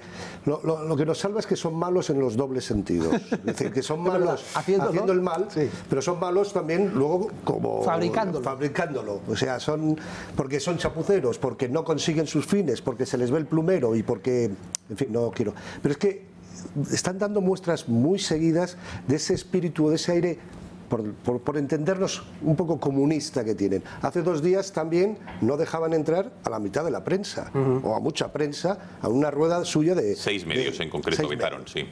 O sea, este estilo de trabajar, de hacer política, es de un país totalitario o más bien, en fin, no es de una democracia al uso. O sea, falsificar informes, prohibir a la prensa que haga su trabajo. O sea, estamos enfrentándonos a un tipo de gente que tiene unas ideas de lo que es la democracia que no están acordes con la democracia, que no son. Y nosotros los demás, porque ya me pongo enfrente, hay que defender la democracia. El otro día nos decía, la democracia no está ya consolidada, hay que defenderla, porque si suben políticos como estos, la democracia pierde y se descafeína y se va al garete. O sea que no es una anécdota. Es decir, ahora que vayan a dimitir o no, ya es un problema de formas. Pero yo creo que es muy grave lo que nos estamos enfrentando con este partido político, porque ellos, con su frescura, en fin, van haciendo lo que les da la gana. Frescos, no de frescos, no sí, de no renovación, jóvenes, porque esperábamos política nueva, que antes ya se ha comentado, y aquí de nuevo nada. Esto huele mucho. Es lo peor de lo pasado. antiguo. Hoy precisamente se cumple la muerte, el 21 de junio, de la muerte de Maquiavelo. Estos, al lado de Maquiavelo, en fin, son unos maestros, es decir, que estos siguen los principios maquiavélicos, es decir, que el príncipe puede hacer lo que quiera y los demás tienen que cumplir las leyes, él no, ¿no? Pero es decir, que vayamos con cuidado con esta gente porque ya me parece muy grave todo lo que estamos viviendo. ¿Cómo retuercen eso el lenguaje? Gabriela. Pues no, se arrogan una capacidad para hacer lo que les da la gana, crean un problema donde no lo hay, no dimiten y no explican a quién le han dado 100.000 euros, que es un dineral, sin concurso público. Y luego parece ser como si hubieran decidido que el tenis es como si hubieran por debajo una manía al tenis como deporte, ¿no? Porque sí, han decidido de antemano que el tenis es un error per se, ¿no? Y entonces vamos a por el tenis. Cuando se ha demostrado que ni había lugar para hacer una denuncia ni nada. Entonces, Madrid, la ciudad sin ley, todos somos iguales, lo de Orwell, pero unos más que otros, en fin, se pueden poner títulos a la película, a los que quieras, ¿no? La justicia es igual para todos menos para mí, justicia unilateral, en fin, un verdadero disparate, ¿no? Llama la atención que Pablo Iglesias, por ejemplo, diga la corrupción del PP, que la da por hecho, pero evidentemente desmiente ante todos los medios de comunicación siquiera la existencia de la de Ahora Madrid. Julio. Aquí hay una frase, aquella de ¿quién vigila a los que nos vigilan? Al vigilante. ¿Quién vigila al vigilante? Es decir, estas personas se han erigido ellas mismas como vigilantes de la corrupción. Van a acabar con toda corrupción que aparece. Y para ello, pues si tienen que corromperse ellos con este tipo de situaciones, pues ellos son mal menor, ¿no? Que somos los demás muy tiquismiquis, que nos quedamos en los detalles. Porque claro, a ver, si es para acabar con la gran corrupción del PP, pues qué más da un contrato asignado así a dedo para dos amiguetes que me saquen un informe como yo quiero, ¿no? Pero un informe falso, que es lo peor. Sí, es lo peor, porque si el informe fuera bueno, es que el contrato es para un informe falso. Claro. Eso es lo más grave. Destinatarios no revelados. ¿Quiénes son? Que el bien mayor es salva acabar todo con la corrupción del Partido Popular. Y eso lo justifica ¿Qué todo. más da eso, no? O sea, vamos a justificarlo todo. Con el Partido Popular, no con la corrupción. Bueno, con el Partido Popular, con el PSOE, con el que se les ponga por delante. Todos los que están. Y con la prensa. El tema también. El tema está en que esta gente, al final, conforme más la vas conociendo, más se va cayendo la careta y más los discursos, como decíais, van adoleciendo de una falta de coherencia absoluta, ¿no? Es decir, tenemos un momento grave en el que se descubre que al parecer están incumpliendo su propio código ético y lo primero que hacen es vamos a descolgarlo y a revisarlo nosotros mismos, no sea que hayamos metido a la pata. Ah, no la hemos metido porque dice que era como prevaricación en beneficio propio y entonces vamos a volver a subirlo porque ya tengo la excusita ahí para tenerlo. Hasta en eso son torpes. Hasta en eso son torpes. Absolutamente. Efectivamente, ayer se fabrican en primer término y a mí me gustaría puntualizar algo que me parece muy revelador y muy importante, sobre todo llamando la atención porque Ciudadanos ha coincidido en el planteamiento de la imputación y de exigir las dimisiones políticas en fase de imputación o de investigación con Podemos. Y esto viene a demostrar, y en eso no puedo estar más en desacuerdo con la señora Carmena, haya sido jueza o sea ahora alcaldesa de Madrid, en que la imputación de una persona o de un político no define que después vaya a ser juzgado en sede judicial y condenado por ese delito. De hecho, ellos dicen que se les ha imputado por otros delitos y que no han tenido que dimitir porque al final se les absolvió. Pero en cambio los demás se tienen que ir antes. Quiere decir que tiene todo el sentido del mundo y que es una verdadera barbaridad, sean los señores de Podemos, los de Ciudadanos, los del PSOE, los del PP, los que estén por venir, que un político dimita porque se le ha imputado, porque la mayoría de las imputaciones estamos viendo, muchos de los casos mediáticos en los que hay incluso detenciones estrella, en las que se cita a la prensa cuando llegan a la detención del investigado, que después quedan totalmente sobreseídas, que no hay una fase de acusación, que no comparece en juicio, y eso no se puede permitir. Es que si terminas acusado, la cosa ya es distinta. No se puede permitir que se violen los derechos fundamentales de los españoles, porque hoy son estos señores que son políticos y están ahí, cualquier día somos nosotros, y eso hay que decirlo claramente, y hay que decírselo a la gente, que no nos puede cegar el ansia por luchar contra la corrupción, que somos muchos los que estamos defendiendo, ¿no? Que se clarifiquen y que se gestionen las cosas como se tienen que gestionar, y otra cosa muy diferente es que para ello nos saltemos y todos consintamos en que se violen límites que no deberíamos permitir que se violen. Pero, en relación con el tema del código ético, ellos ayer explicaron que en relación a la no dimisión era porque no había habido enriquecimiento propio de los dos concejales imputados. Pero es que hay que decirles que ellos están imputados, en este caso, por 3 delitos. El de prevaricación, que no tiene nada que ver, ni se arroga en ningún caso el tipo del Código Penal con que haya una apropiación indebida para uso o para beneficio de aquellos que la emiten o que la fomentan, y el delito societario tampoco. Sí hay una doble, digamos, vertiente o variable de la malversación, que puede ser para uso propio o para beneficio de terceros, que en este caso, a priori y presuntamente, si esto se ha cometido, efectivamente beneficia a empresa amiga, a unos auditores o a unos juristas que emiten un informe. Pero ellos también sacan beneficio político. Apropiación para beneficio de terceros. Claro, entonces no sabemos a quién le han dado el dinero, se lo pueden haber dado a sí mismos. Pero es que ellos insisten e inciden en el tema de la prevaricación y de que no hay enriquecimiento propio, pero es que hay que recordarles que la malversación la tienen global en el código ético y que hay que distinguir lo que ellos intentan interpretar en su código ético, que lo han intentado pues adaptar o reconducir, y lo que es el Código Penal y lo que dice el Código Penal, y es que eso no es interpretable. Vamos a ver, como decía José Luis, el planteamiento de ellos es marxista ideológico, en el que la lucha contra la corrupción la hacen desde la corrupción, porque el fin justifica los medios. Su planteamiento ético, tú lo has dejado clarísimo, es marxista de Groucho Marx. Yo tengo esta ética y si no vale, hago esta ética nueva, con lo cual son marxistas al cuadrado, ¿no? Pero muy poco serios en lo importante que es la ética, y muy peligrosos en la acción política. Y todo justifica, con tal de asaltar los cielos, todo vale está justificado. Y además, bueno, desde es que todo lo que hacen es al revés. Son chapuceros. El otro día, las lágrimas de la portavoz de Podemos en el Congreso, era para tapar el ridículo que habían hecho. Aparte, para mí era un acto machista. Oiga, en un debate político hay señorías. Son los políticos, no hay género. Y entonces el recurso de me echo a llorar es absolutamente machista. Es una mezcla de victimismo e impunidad. Oiga, perdone, usted, mire, en el Congreso hay muchas señorías y cada vez, como están estos, menos señorío. Y lo hemos visto hoy con el miserable de Rufián, ¿no? Es decir, se ha perdido el señorío, pero hay muchas señorías. Y en eso son todos iguales, si no hay género. ¿Qué es eso de apelar a mi condición y a mis recursos de mujer para tapar un escándalo? Oiga, usted sale llorada de casa y un diputado sale llorado de casa. No vale que, como me ha salido mal, usted me ha dicho la de cosas que se dicen en el Congreso. ¿Tú le has visto a algún portavoz echarse a llorar? ¿Me ha llamado tonto? Es un recurso inaceptable si estás defendiendo la igualdad entre hombres y mujeres.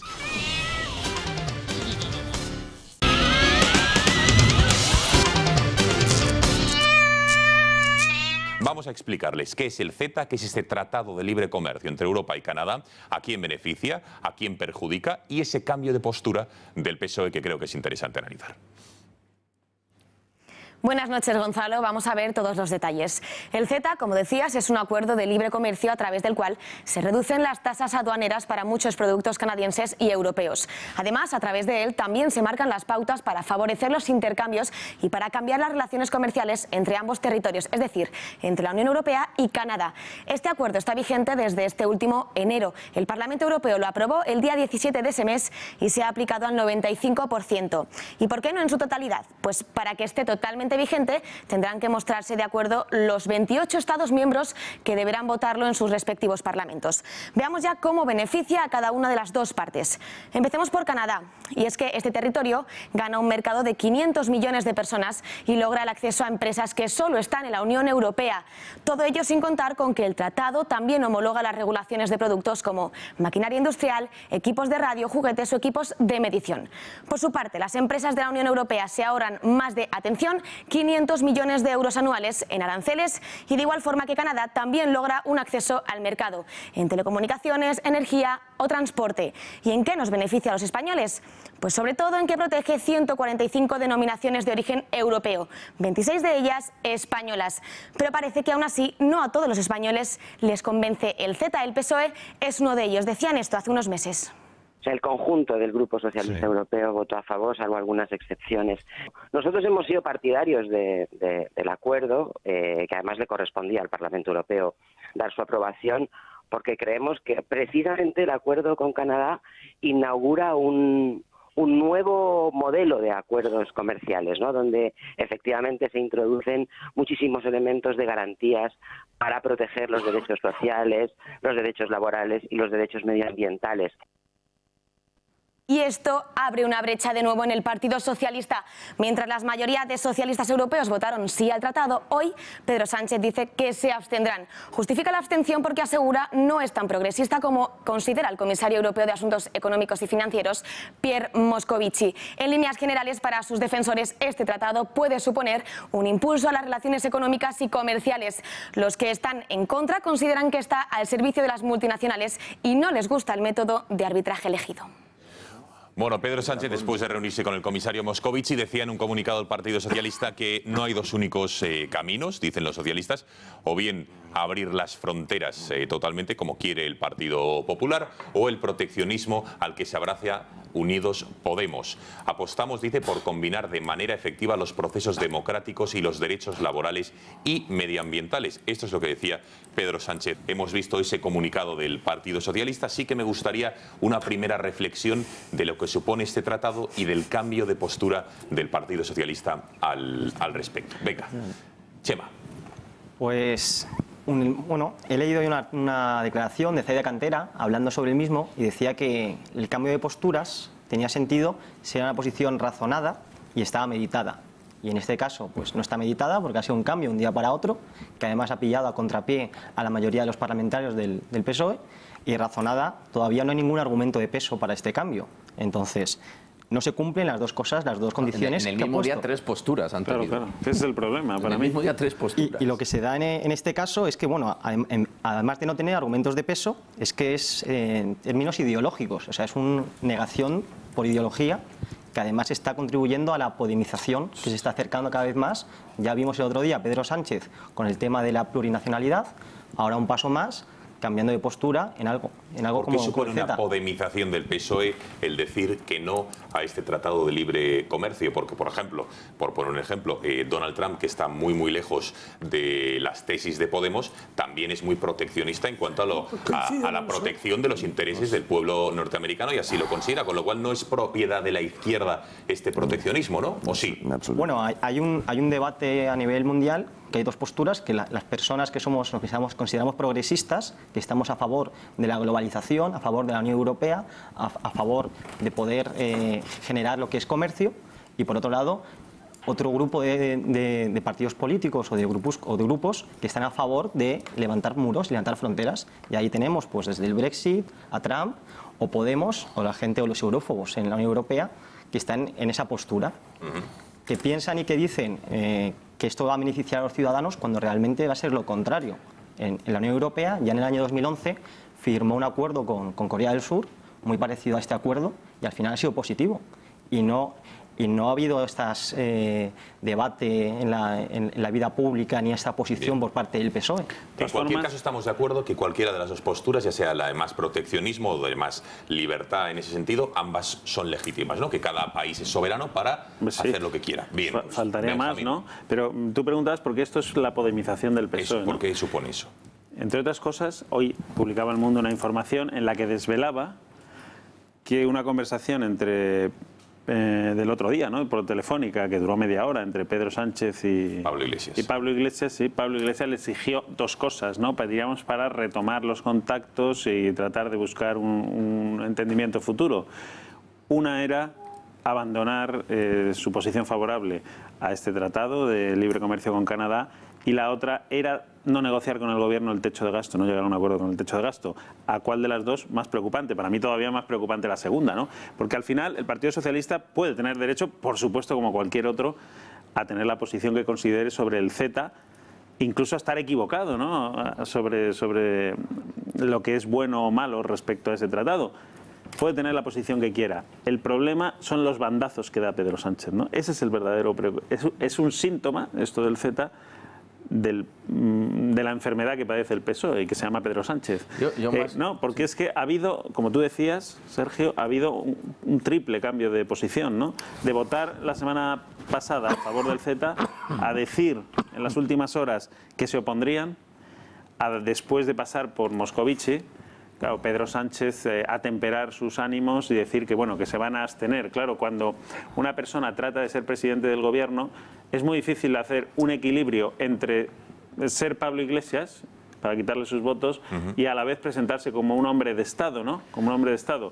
Claro, ante la Unión Europea, cuando esto empieza a ser serio, viene un comisario europeo y te dice, bueno, explíqueme usted por qué quiere oponerse a este tratado, por qué cambia usted de idea en 24 horas o en 12 horas, cuando además la inmensa mayoría del grupo parlamentario socialista en el Parlamento está a favor. Yo también soy socialista, estoy a favor, le dice Moscovici, no hace falta ser, o sea, se puede ser de izquierdas y no oponerse a la globalización y a este tipo de tratados, que además Canadá es un país bastante homologable a la Unión Europea y decía Moscovici, es el tratado más progresista que hemos podido firmar y que probablemente firmaremos. Si este no se puede firmar, ¿cuál se puede firmar? No se puede firmar ninguno, etcétera, etcétera. Le da una serie de argumentos que no son los de solamente un socialista francés, sino el de la Unión Europea. Claro, cuando tú quieres dar una imagen también de hombre de Estado que aspira a gobernar un país, pues claro, tienes, yo creo que al final envainártela un poco y optar por una solución intermedia, que es la abstención, que curiosamente además la abstención, fíjate las paradojas de la vida, la abstención en este caso parece ser que no significa el apoyo, ¿no?, al CETA, cuando fíjate lo que nos hubiera ahorrado si el propio Pedro Sánchez hubiera interpretado que la abstención no es el apoyo directo a un gobierno. Hubiéramos tenido gobierno hace un año en vez de ir casi a las terceras elecciones. Tienes todo un disparate y un contrasentido tremendo. Esto es lo que decía el vicesecretario general del Partido Popular, Martínez Maío, sobre la podemización del PSOE. Dice que ahora ya no hay PSOE y Podemos, sino que es un Podemos rojo y un Podemos morado. Fíjense. El Partido Socialista cada vez copia más a Podemos en todo. En fin, el Tratado de Libre Comercio, por ejemplo, con Canadá es un ejemplo clarísimo. Y lo que estamos observando claramente es que ahora ya hay dos Podemos, uno rojo y otro morado, ¿no? Sergio. Más que la podemización, yo diría incluso en ese tema la radicalización del Partido Socialista. Fijaros, en Europa solamente ha habido dos partidos que han votado en contra del CETA y ha sido el Frente Nacional y Podemos. O sea, polos opuestos que han votado en contra radicalmente del CETA. Una de las cosas que yo creo que a Pedro Sánchez le ha debido de preocupar más de lo que Moscovici le ha dicho es que en Europa lo que se espera del Partido Socialista español, en este caso, es una izquierda creíble y europea, y que con esos bandazos, lógicamente, ni es creíble ni se le puede considerar europea. Y más, además de por los bandazos, porque es que no hay absolutamente nada negativo ni malo dentro del tratado de cara a los españoles, ni a los trabajadores, ni al medio ambiente, que son las excusas un poco que ha puesto el secretario general. En febrero del 2017, que tampoco hace tanto de esto, el Parlamento Europeo, los socialistas en el Parlamento Europeo votaron a favor completamente. Aquí yo lo decía al principio, el gran problema que tiene Pedro Sánchez es la falta de discurso y sobre todo, como bien decía el coordinador general de nuestro partido, que ya hay dos Podemos, el morado y el rojo. Y al final, esto yo lo decía al principio, Gonzalo se sorprendía, que es la antesala a la desaparición del Partido Socialista. No nos tenemos que ir más lejos, que en Francia se radicalizaron de esa manera y en las últimas elecciones han tenido un escaso 6% de voto, que es al final un partido residual. Si Pedro Sánchez sigue en esa línea anti-europea, antitratados comerciales progresistas y buenos para Europa, para España y para Canadá, al final, lógicamente, añadido a esa nula idea de España y a esa indefensión de la unidad de nuestro país, lógicamente hará que el moderado del Partido Socialista, que es la inmensa mayoría, y parece que no se ha dado cuenta después de los dos fiascos electorales, lógicamente abandone ese terreno del electorado y a saber dónde van. Alejo. Bueno, nos encontramos con el problema de siempre, que es que hablan y no saben de lo que hablan. Estoy seguro que Pedro Sánchez no conoce el tratado. El CETA. El CETA es un tratado, como todos estos tratados que firma la Unión con terceros países. Por ejemplo, tenemos un tratado muy bueno, de una excelente calidad técnica, con Chile, por ejemplo. Tenemos otro magnífico con México, ¿no? Entonces, y así con distintos países. Entonces, Canadá es una economía que tiene bastante intercambio con la Unión Europea. Entonces, este tratado es magnífico para las dos partes, que es lo que hace la gente inteligente, juega a juegos en los que todo el mundo gana, ¿no? Por ejemplo, en este tratado se abren los mercados respectivos para que las empresas de las dos zonas puedan concurrir libremente a licitaciones públicas. Eso es un mercado de billones. Pues imagínate tú para la Unión Europea lo que es eso. Después, es un tratado en el que muchas profesiones son homologadas.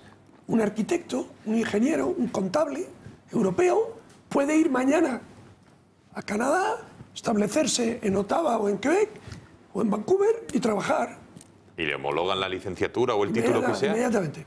Así, Inmediatamente. Después, otra cosa, es un tratado que protege de la copia a 140 denominaciones de productos agrícolas y alimentarios europeos. Es un tratado que protege a determinados sectores sensibles. Por ejemplo, educación, sanidad, audiovisual, financiero, no están cubiertos por el tratado. O sea que, fijaos, todo eso lo sabe Pedro Sánchez. ¿Lo sabe? Bueno, no lo sabe. Entonces, claro, ¿cuánto pagamos en aranceles por comercio con Canadá cada año? Pues del orden de 500 millones de euros, solo en aranceles. Ahora imagínate tú, cuando se pueda comerciar libremente entre las dos zonas y se pueda, por ejemplo, nuestras empresas de servicios, que son muy buenas, puedan ir allí a ofrecer sus servicios. Sector financiero no, me refiero a otros sectores. Bueno, pues oye, eso repercutirá en un incremento de la actividad económica de Canadá y de la Unión Europea de miles de millones de euros. Entonces, ¿qué pega puede tener el tratado? Yo lo he estado estudiando y es que ninguna. Hay un punto poco delicado, ¿vale? Que es que los tribunales de arbitraje son, entre comillas, privados. Es decir, que hay un grupo de abogados elegidos por los dos lados que en caso de un conflicto en la aplicación del tratado... Pero tampoco tiene que ser malo eso. No, pero es que eso no se ha aplicado, porque está sujeto a a un procedimiento abierto en el Tribunal de Justicia Europeo y en algunos tribunales nacionales, por ejemplo en Alemania. O sea que eso está a lo que decidan los tribunales, ¿comprendes? Por consiguiente, yo digo, todos los argumentos contra el tratado se caen por sí solos. Es un tratado magnífico. Y después otra cosa que no saben, bueno, yo no sé si Pedro Sánchez lo sabe, pero... A ver, ¿el qué? La parte del tratado que corresponde a la ratificación de los Estados miembros es el 5%. Porque el 95% del tratado, una vez aprobado por el Consejo Europeo y por el Parlamento Europeo, automáticamente está en vigor. Está hoy. Ahora, en este momento que estamos aquí, está en vigor el 95% del tratado. O sea que no saben de lo que hablan. Entonces, ¿qué ha hecho Pedro Sánchez? Pura táctica electoralista de lo más bajo y de lo más ramplón, vamos. A ver, Kiko. Yo coincido con todos. El viraje de Pedro Sánchez obedece a un entendimiento primitivo de la política, al juego más burdo, de a ver cómo contrarresto el discurso radical de Podemos y cómo logro ocupar su espacio. Eso es tan evidente que no hace falta subrayarlo más. Sin embargo, lo otro es que habéis puesto sobre la mesa una cantidad de conceptos muy complicados, muy complejos, y que yo no creo que tengan algunos una solución sencilla, ni siquiera una forma sencilla de tomar una posición. Hablaba Chema del proceso de globalización, los que se oponen a la globalización. A la globalización no se opone nadie, Chema. La globalización es un hecho. Es un hecho histórico, técnico, social, económico y político. A lo que se oponen muchos europeos, muchísimos europeos, cada vez más europeos, es al globalismo. Es a que ese concepto, a que ese hecho, como fue la peste en la Edad Media, o como puede ser la invención del ferrocarril, lleve aparejado una ideología concreta que se imponga sobre la soberanía de las naciones, en base argumentado en que es técnicamente tan complejo la globalización que tienen que ser los tecnócratas de estados supranacionales quienes nos digan a todos cómo vivir. ¿Puedo estar de acuerdo o no? Pero no es a la globalización a lo que se opone la gente, es al globalismo que contrae. Es decir, Marine Le Pen, por ejemplo, incluso Víctor Orbán, que es bastante favorable a levantar muros como el señor Rajoy en Ceuta, que han criticado mucho a Víctor Orbán por tratar de defender los muros, por donde pasaron, por cierto, la gran mayoría de los terroristas que están atentando durante estos meses en Europa, sabes que pasaron como refugiados, ¿no? Porque Europa le negó a Orbán el derecho a levantar esos muros y le puso sanciones y todavía pretende ponerle más sanciones. No se opone a la globalización, se opone al globalismo. Es un concepto que creo que tiene que quedar muy claro porque es muy importante. Pero el Tratado de Canadá no tiene nada que ver con eso. Bueno, sí, yo creo que sí. Yo creo que sí, en el sentido, fíjate si tiene que ver, en el sentido que el defensor del pueblo europeo, como tú sabes muy bien, tuvo que intervenir en el proceso de negociación porque se estaba hurtando a los diputados, al Parlamento Europeo, del contenido y de las formas de esa negociación. Y porque el más del 90% de las conversaciones que mantuvo la Comisión la tuvo con multinacionales, no con estamentos y constituciones catalanes. Más del 90%. Lo dice el defensor del pueblo europeo, que tuvo que intervenir porque a los diputados europeos no se les estaba dando la información necesaria. Decía Sergio, solamente Bildu, no se ha dicho Bildu y Podemos y Le Pen. Frente Nacional y Podemos. Tampoco es cierto. De los votos, 408 fueron a favor y 254 fueron en contra. Varios grupos y varios no alineados votaron en contra. Te aseguro que Podemos... He hablado en los países, no en la Cámara Europea, Kiko. He hablado en los países Podemos y en Francia Le Pen. Bueno, claro, no he hablado del Parlamento Europeo. Bueno, yo sí digo, pero claro. a lo mejor aquí lo ha entendido mal, decía que solamente en Europa se pone Podemos y Le Pen. Yo he hecho en los países. No, de los diputados, 408 a favor y 254 votaron en contra. Existe un debate que no ha existido en España y la clave yo creo que la ha dado Alejo, a decir, esto ya está en vigor. Esto ya está en vigor. Y este debate en España no se ha producido. Sí se ha producido en Francia, sí se ha producido en Alemania, sí se ha producido en Hungría y en Holanda. No, pero perdóname, Alejo, que yo te he explicado mucha atención y además creo que tienes una gran parte de razón en lo que dices y que es muy conveniente tener este debate. Es decir, es que hay cosas que evidentemente parecen favorables y positivas para el mercado. Pero, hombre, habrá que analizar y, sobre todo, habrá que escuchar a quienes están en contra. ¿Cuáles son sus argumentos? Evidentemente, en España no son los de Pedro Sánchez, porque no tiene argumentos ni a favor ni en contra, porque lo desconoce. Y esa es la gran tragedia de España, que los políticos que hay en el Parlamento desconocen los tratados, los discursos, las políticas que están afectando a nuestro día a día y no se discuten con argumentos como el que acaba de plantear Alejo Villalcuadras y como el que podría plantear aquí cualquier persona que habiendo estudiado el tratado dijese lo que se está diciendo en Francia. Uno, que puede destruir millones de empleos, porque en el analogismo más fácil, la analogía más fácil, que es el NAFTA con Estados Unidos, destruyó millones de empleos en el medio oeste americano. Es más, se creía mucho, pero lo que creyó debió ser menos porque se cree en la aplicación del NAFTA como una de las claves de la victoria de Trump. Es decir, hubo más gente perjudicada. Pero además no es una cuestión, yo creo, ni siquiera de debatir. Yo creo que todas las personas que hablan del globalismo, desde el conocimiento, en las Naciones Unidas o las instituciones europeas o en esas instituciones supranacionales, entienden, afirman y dicen que las clases medias occidentales van a sufrir muchísimo, ya han sufrido mucho. Y van a seguir sufriendo con el proceso de globalización-globalismo. Bueno, ¿por qué? Porque se sufre aquí en Europa, se sufre en España, hay millones de parados en España, pero a lo mejor hay menos en la India, menos en Brasil. Bueno, puede que los dos planteamientos sean legítimos. Lo que no es legítimo es demonizar el planteamiento de quien está en contra de una medida que se ha aprobado de espaldas al debate público. Eso no se puede demonizar. Pues digo, oiga, no, usted quiere aprobar esto, tráigalo aquí. Y tráigalo al Parlamento antes de aprobarlo. Tráigalo al Parlamento para que la soberanía española, esa que defendemos con tanto ahínco, cuando unos pocos de una parte quieren romperla, defendámosla con el mismo ahínco cuando otros, que también son muy pocos, desde otras instancias, tratan de robar esa soberanía. Pero el Parlamento Europeo también es democrático. ¿El qué? El Parlamento Europeo también es democrático. Perdona, el Parlamento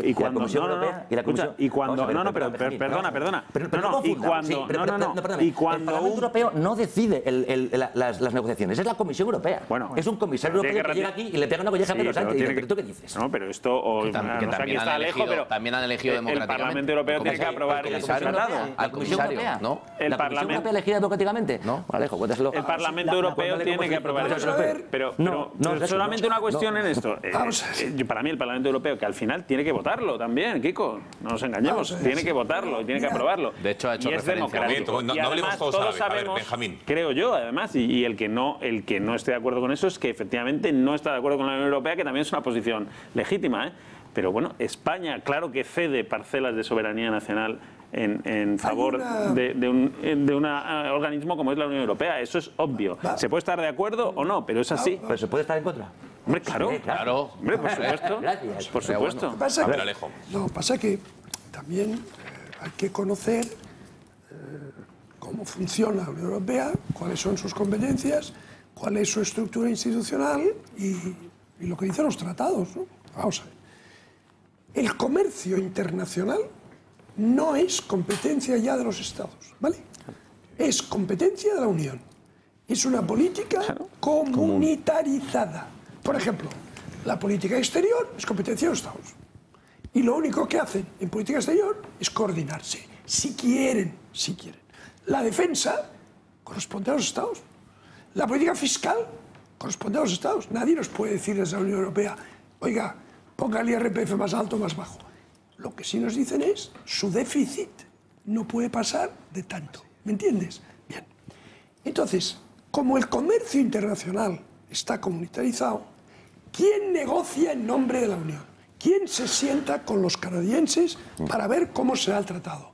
De acuerdo con la normativa europea, se sienta la Comisión, efectivamente, la Comisión. Y el Parlamento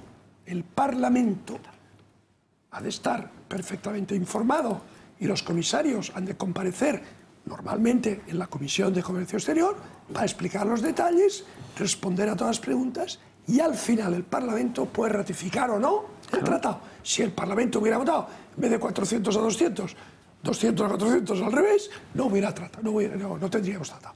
Pero sí, yo reconozco y además a mí no me parece mal, puede haber otros puntos de vista, que la Unión es una estructura, una entidad jurídico-política y económica muy peculiar, porque hay un órgano ejecutivo que es el que tiene en sus manos el presupuesto y lo gasta, que tiene la iniciativa legislativa y que no es un órgano formado por democracia directa, sino que son personas designadas por los gobiernos, aunque eso sí, ratificadas por el Parlamento Europeo.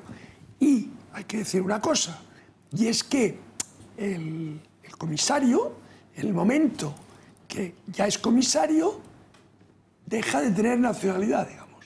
O sea, ha de defender el interés europeo, hasta el punto que un comisario tiene prohibido decir mi país. Dice el país de la Unión que yo mejor conozco. Esta es la fórmula protocolaria.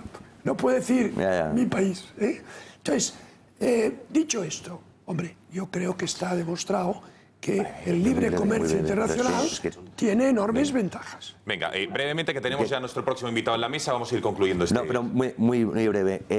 Está delegado el comercio exterior. Este tratado invade la parte de la soberanía y por eso tiene que ser refrendado en los parlamentos. Invade. Y con que un parlamento afecta. Bueno, afecta. Y si un parlamento y si un parlamento a que a mí me parece una invasión. Si un solo parlamento dice que no, el tratado, esa parte del tratado vendría. Yo quiero explicar, es decir, es que cuando pasa el Banco Popular y 300.000 personas, propietarios en España, se quedan sin su propiedad, hay que saber por qué esto que explicado lejos, ¿verdad? Porque hemos perdido una parte de la soberanía. Porque las decisiones las toman otros por nosotros. El mecanismo de resolución bancaria es europeo. Que luego escandalizarse y decir, te han robado. No, te han robado porque hemos cedido esa soberanía. Y por último, en el funeral de Helmut Kohl había pedido, para entender que no hay que ser antieuropeísta, creo que nadie puede acusar de antieuropeísta a Helmut Kohl. Helmut Kohl había pedido que no hablase la señora Merkel en su funeral, sino que hablase el señor Orbán. Por supuesto, la señora Merkel le ha dado exactamente igual, porque el presidente Juncker de la Comisión Europea ha dicho no, debe tener un funeral europeo y nada de poner la bandera alemana, sino se le pondrá la bandera azul de las estrellas. Cuando Kohl había dicho, debe hablar Víctor Orbán, el gran enemigo del proyecto europeísta no, antinación de Merkel.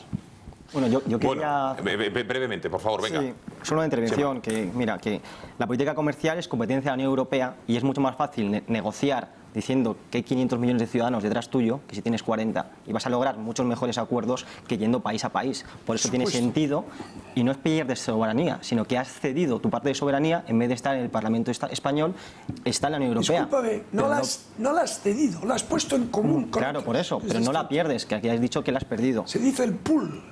Sí, y luego lo último, lo que has dicho antes de lo que es el de Orbán y de las fronteras y demás, pues bueno, yo creo que es que negarse a acoger refugiados por miedo a terrorismo, pues creo que es un argumento débil, porque uno no puede dejar de hacer lo que es justo por riesgo, por el miedo a tener un riesgo a algo que es inevitable. ¿Hay que quitar la valla de Melilla?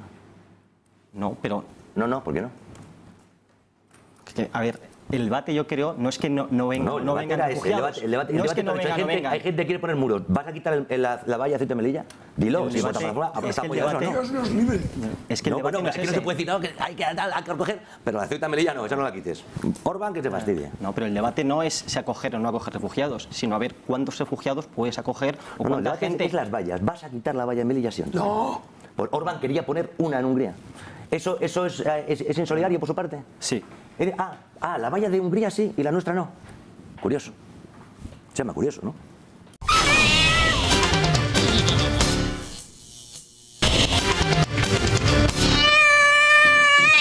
Atención, en España, por segundo año consecutivo, se han producido en el año 2016 más muertes de funciones, digamos, que nacimientos. Ahí ven el gráfico. Han fallecido en nuestro país el pasado año 409.099 personas, mientras que han nacido en nuestro país 408.384 bebés, nacimientos. Con lo cual, como ven, por segundo año consecutivo, desde luego se producen más muertes que nacimiento. Pero ojo, porque la tendencia no es nada halagüeña, porque ya cada vez en nuestro país nacen menos niños. No es que la previsión de este año 2017 es que vayan a nacer más niños que en el 2016. No. Previsiblemente en el 2017 vayan a nacer menos niños que el pasado año. Con lo cual el panorama es francamente desolador. Bueno, para hablar de todo ello, tenemos en el plató del Gatalagua al director de la Fundación Renacimiento Demográfico. Se llama Alejandro Macarrón, conocido por todos ustedes. Señor Macarrón, muy buenas noches. Muy buenas noches. Bueno, cuéntenos, estos datos a los que ya nos estamos habituando a hablar, por lo menos en este medio de comunicación, lo hacemos pese a que parece que a la clase política y al resto de medios de comunicación no les interesa, no sé, de sobremanera. ¿Estamos abocados a la extinción irremediable de nuestro país o no? Estamos caminando hacia la extinción. No sé si estamos abocados, porque eso se sabrá en el futuro cuando nosotros ya no vivamos, pero el titular, si el titular en vez del que usted ha dicho fuese nacen menos niños que a finales del siglo XVIII en España, cuando la población era como de 10 millones de personas, nacen menos niños que en lo peor de la guerra civil, para que la gente diga, no, es que ahora es difícil, es complicado tener niños, porque fíjate qué duro es. En la guerra civil, que tenemos media España derrotada y fastidiada, y la otra estaría victoriosa, pero vamos, más pobre que las ratas, y con unas dificultades espantosas, ¿no? Con una población, además de España, tenía como 25 millones de habitantes entonces, ¿no? Entonces, el problema, desde luego, no sé qué pasará, pero lo que sí sé, o sí sabemos, porque es matemática elemental, una matemática que entiende un niño de 10 años. Un niño del colegio de 10 años sabe que si cada año nacen menos niños, eso acaba tendiendo a cero, ¿no? Eso es lo que está pasando. Entonces, ante eso se hace caso. Ahora parece que tímidamente se empieza a reaccionar, pero ahora la magnitud del problema en absoluto se está haciendo caso. Bueno, entonces esto, ¿qué efectos económicos y sociales tiene? Porque la tendencia la hemos visto el año pasado, en 2015 nacieron menos niños, o sea, más niños que en 2016, y presumiblemente en 2017 van a nacer menos niños que en el 16, que en el 15, etcétera, etcétera. Con lo cual, la tendencia es la que es. A largo plazo esto no opera de un día para otro. De hecho, si mañana nacen menos niños, nos ahorramos dinero en colegios, porque esos niños mañana no son productivos. El problema es, efectivamente, en parte el cortoplacismo tremendo.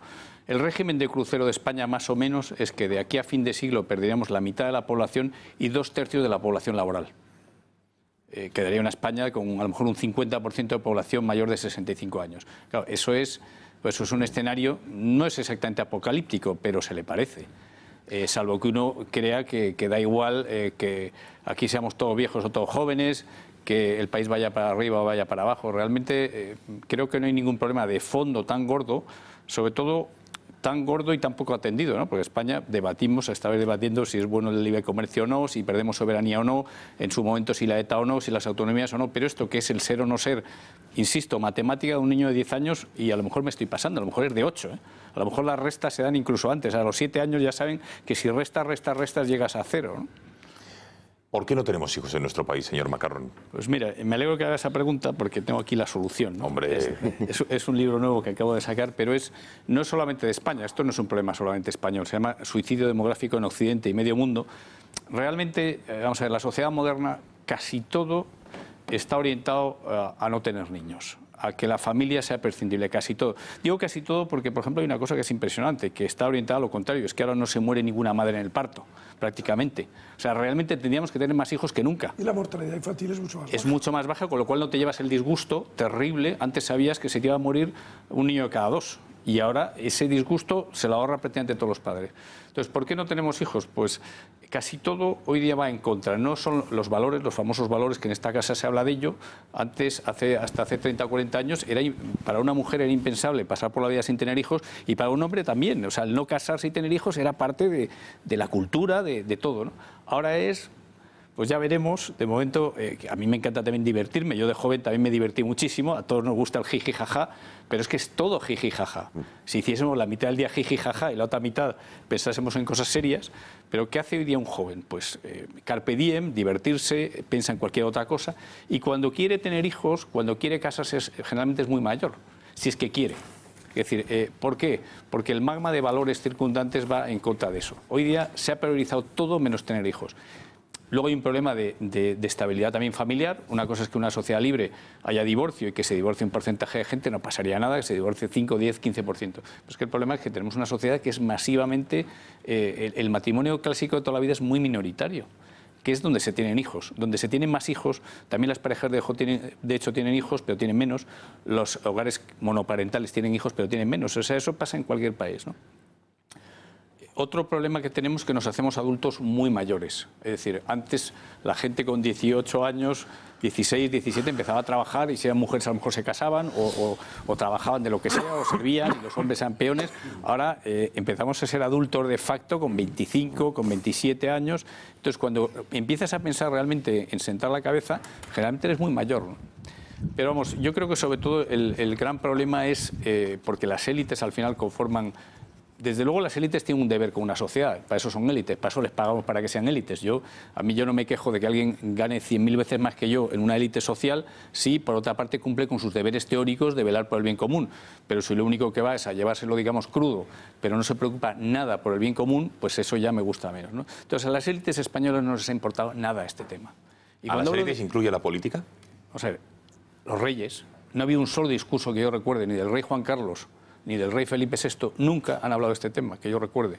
En ningún debate del Estado de la Nación que yo recuerde, el presidente del Gobierno, no sé si en el último, porque ya en el ultimísimo a lo mejor Rajoy empezó a hablar de este tema, nunca han hablado de este tema. Hablaban de la desigualdad, del envejecimiento, del paro, del terrorismo, de todo lo que sea, pero no de que en su país nacen menos niños que durante la Guerra Civil y de que su país está abocado a la extinción si no se cambia esa tendencia. Bueno, entonces, ¿qué se está haciendo? ¿Por qué no interesa la política? Habla usted de las élites. ¿Por qué no se toman medidas concretas para fomentar la natalidad? Habla usted de que los jóvenes están por el jiji jaja, pero entre otras cosas, claro, la emancipación a día de hoy de un joven es francamente difícil con los sueldos que hay a día de hoy. Todo se retrasa, con lo cual, ¿por qué no se fomenta? Y, oye, si el diagnóstico, ahora hablaremos de las causas económicas y sociales que puede tener, pero ¿por qué no hay nada? Por ejemplo, en Hungría, antes que hablábamos de Víctor Orbán, parece ser que ha revertido, está fomentando la natalidad y poco a poco, cuentagotas, pero está funcionando y revertiendo esa tendencia. Bueno, eso es lo que he intentado en este libro hacer, es mirar, ir un poco más atrás y fuera, ¿no? Porque claro, efectivamente, si uno mira solo la recesión, dice, hombre, ¿cómo vamos a tener hijos con un 28% de paro? El problema es que antes de la recesión tampoco teníamos niños. Claro. Teníamos exactamente los mismos pocos hijos. La tasa de fecundidad de las españolas es prácticamente la misma en el año 2006-2007, después de 12 años de crecimiento económico muy sustancioso. Burbujeante, nunca mejor. Exactamente, burbujeante, que en el año 2014-2015 es prácticamente lo mismo, ¿no? En Suiza, que es uno de esos países perfectos que hay en el mundo, hay 2 o 3, uno de ellos es Suiza, la tasa de fecundidad es la misma que la española, de las suizas nativas, sube un poco por las inmigrantes. En Suiza la fecundidad lleva cayendo, al menos los datos más antiguos que he compilado son de 1876. Ya entonces estaba cayendo la natalidad allí. O sea, por eso digo que el tema, si lo analizamos de una forma muy superficial, estos no sé qué, estos hace 3 días que vino una recesión, es que no vamos a...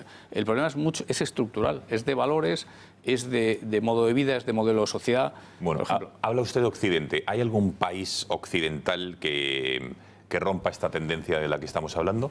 Romperla del todo no, pero hay países que han reaccionado. Por ejemplo, Hungría, comentaba Hungría, es que Hungría lleva desde el año 81 perdiendo población. O sea, Hungría son países que el comunismo destrozó, todavía más. El capitalismo destrozó la natalidad, pero el comunismo destrozó la natalidad y la economía, con lo cual doble destrozo, ¿no? Entonces, los países de Europa del Este son los que peor están de todo el mundo. Rusia, por ejemplo, en Rusia murieron 13 millones de personas más de las que nacieron de 1991 a 2011. O sea, son países que ya tienen una hemorragia, que claro, lo notas. Aquí empezamos a tener esa hemorragia, pero no lo hemos notado por los inmigrantes, ¿no? Entonces, esos países acaban de reaccionar. Otro país que reaccionó hace bastante, parcialmente, fue Francia. Francia tenía un problema demográfico con un vecino que tenía al este llamado Alemania, que le ganaba guerra tras guerra. Al final de la Primera Guerra Mundial, el presidente Clemenceau, esto es una cita que pongo en el libro, dijo en el Tratado de Versalles, hay 20 millones de alemanes de más, porque los alemanes habían tenido mucha más natalidad que los franceses en los 50 o 60 años previos, y efectivamente eran muchos más. Entonces, como les ganaban y eran más, dice, oye, aquí hay un problema. Pero les ganaron en Sedán. Pero después ya perdieron siempre los alemanes. Bueno, perdieron porque con mucha ayuda. Es decir, que si hubiese sido solo Francia contra Alemania, claramente la Primera Guerra Mundial la habrían ganado los alemanes y la Segunda les pegaron una paliza.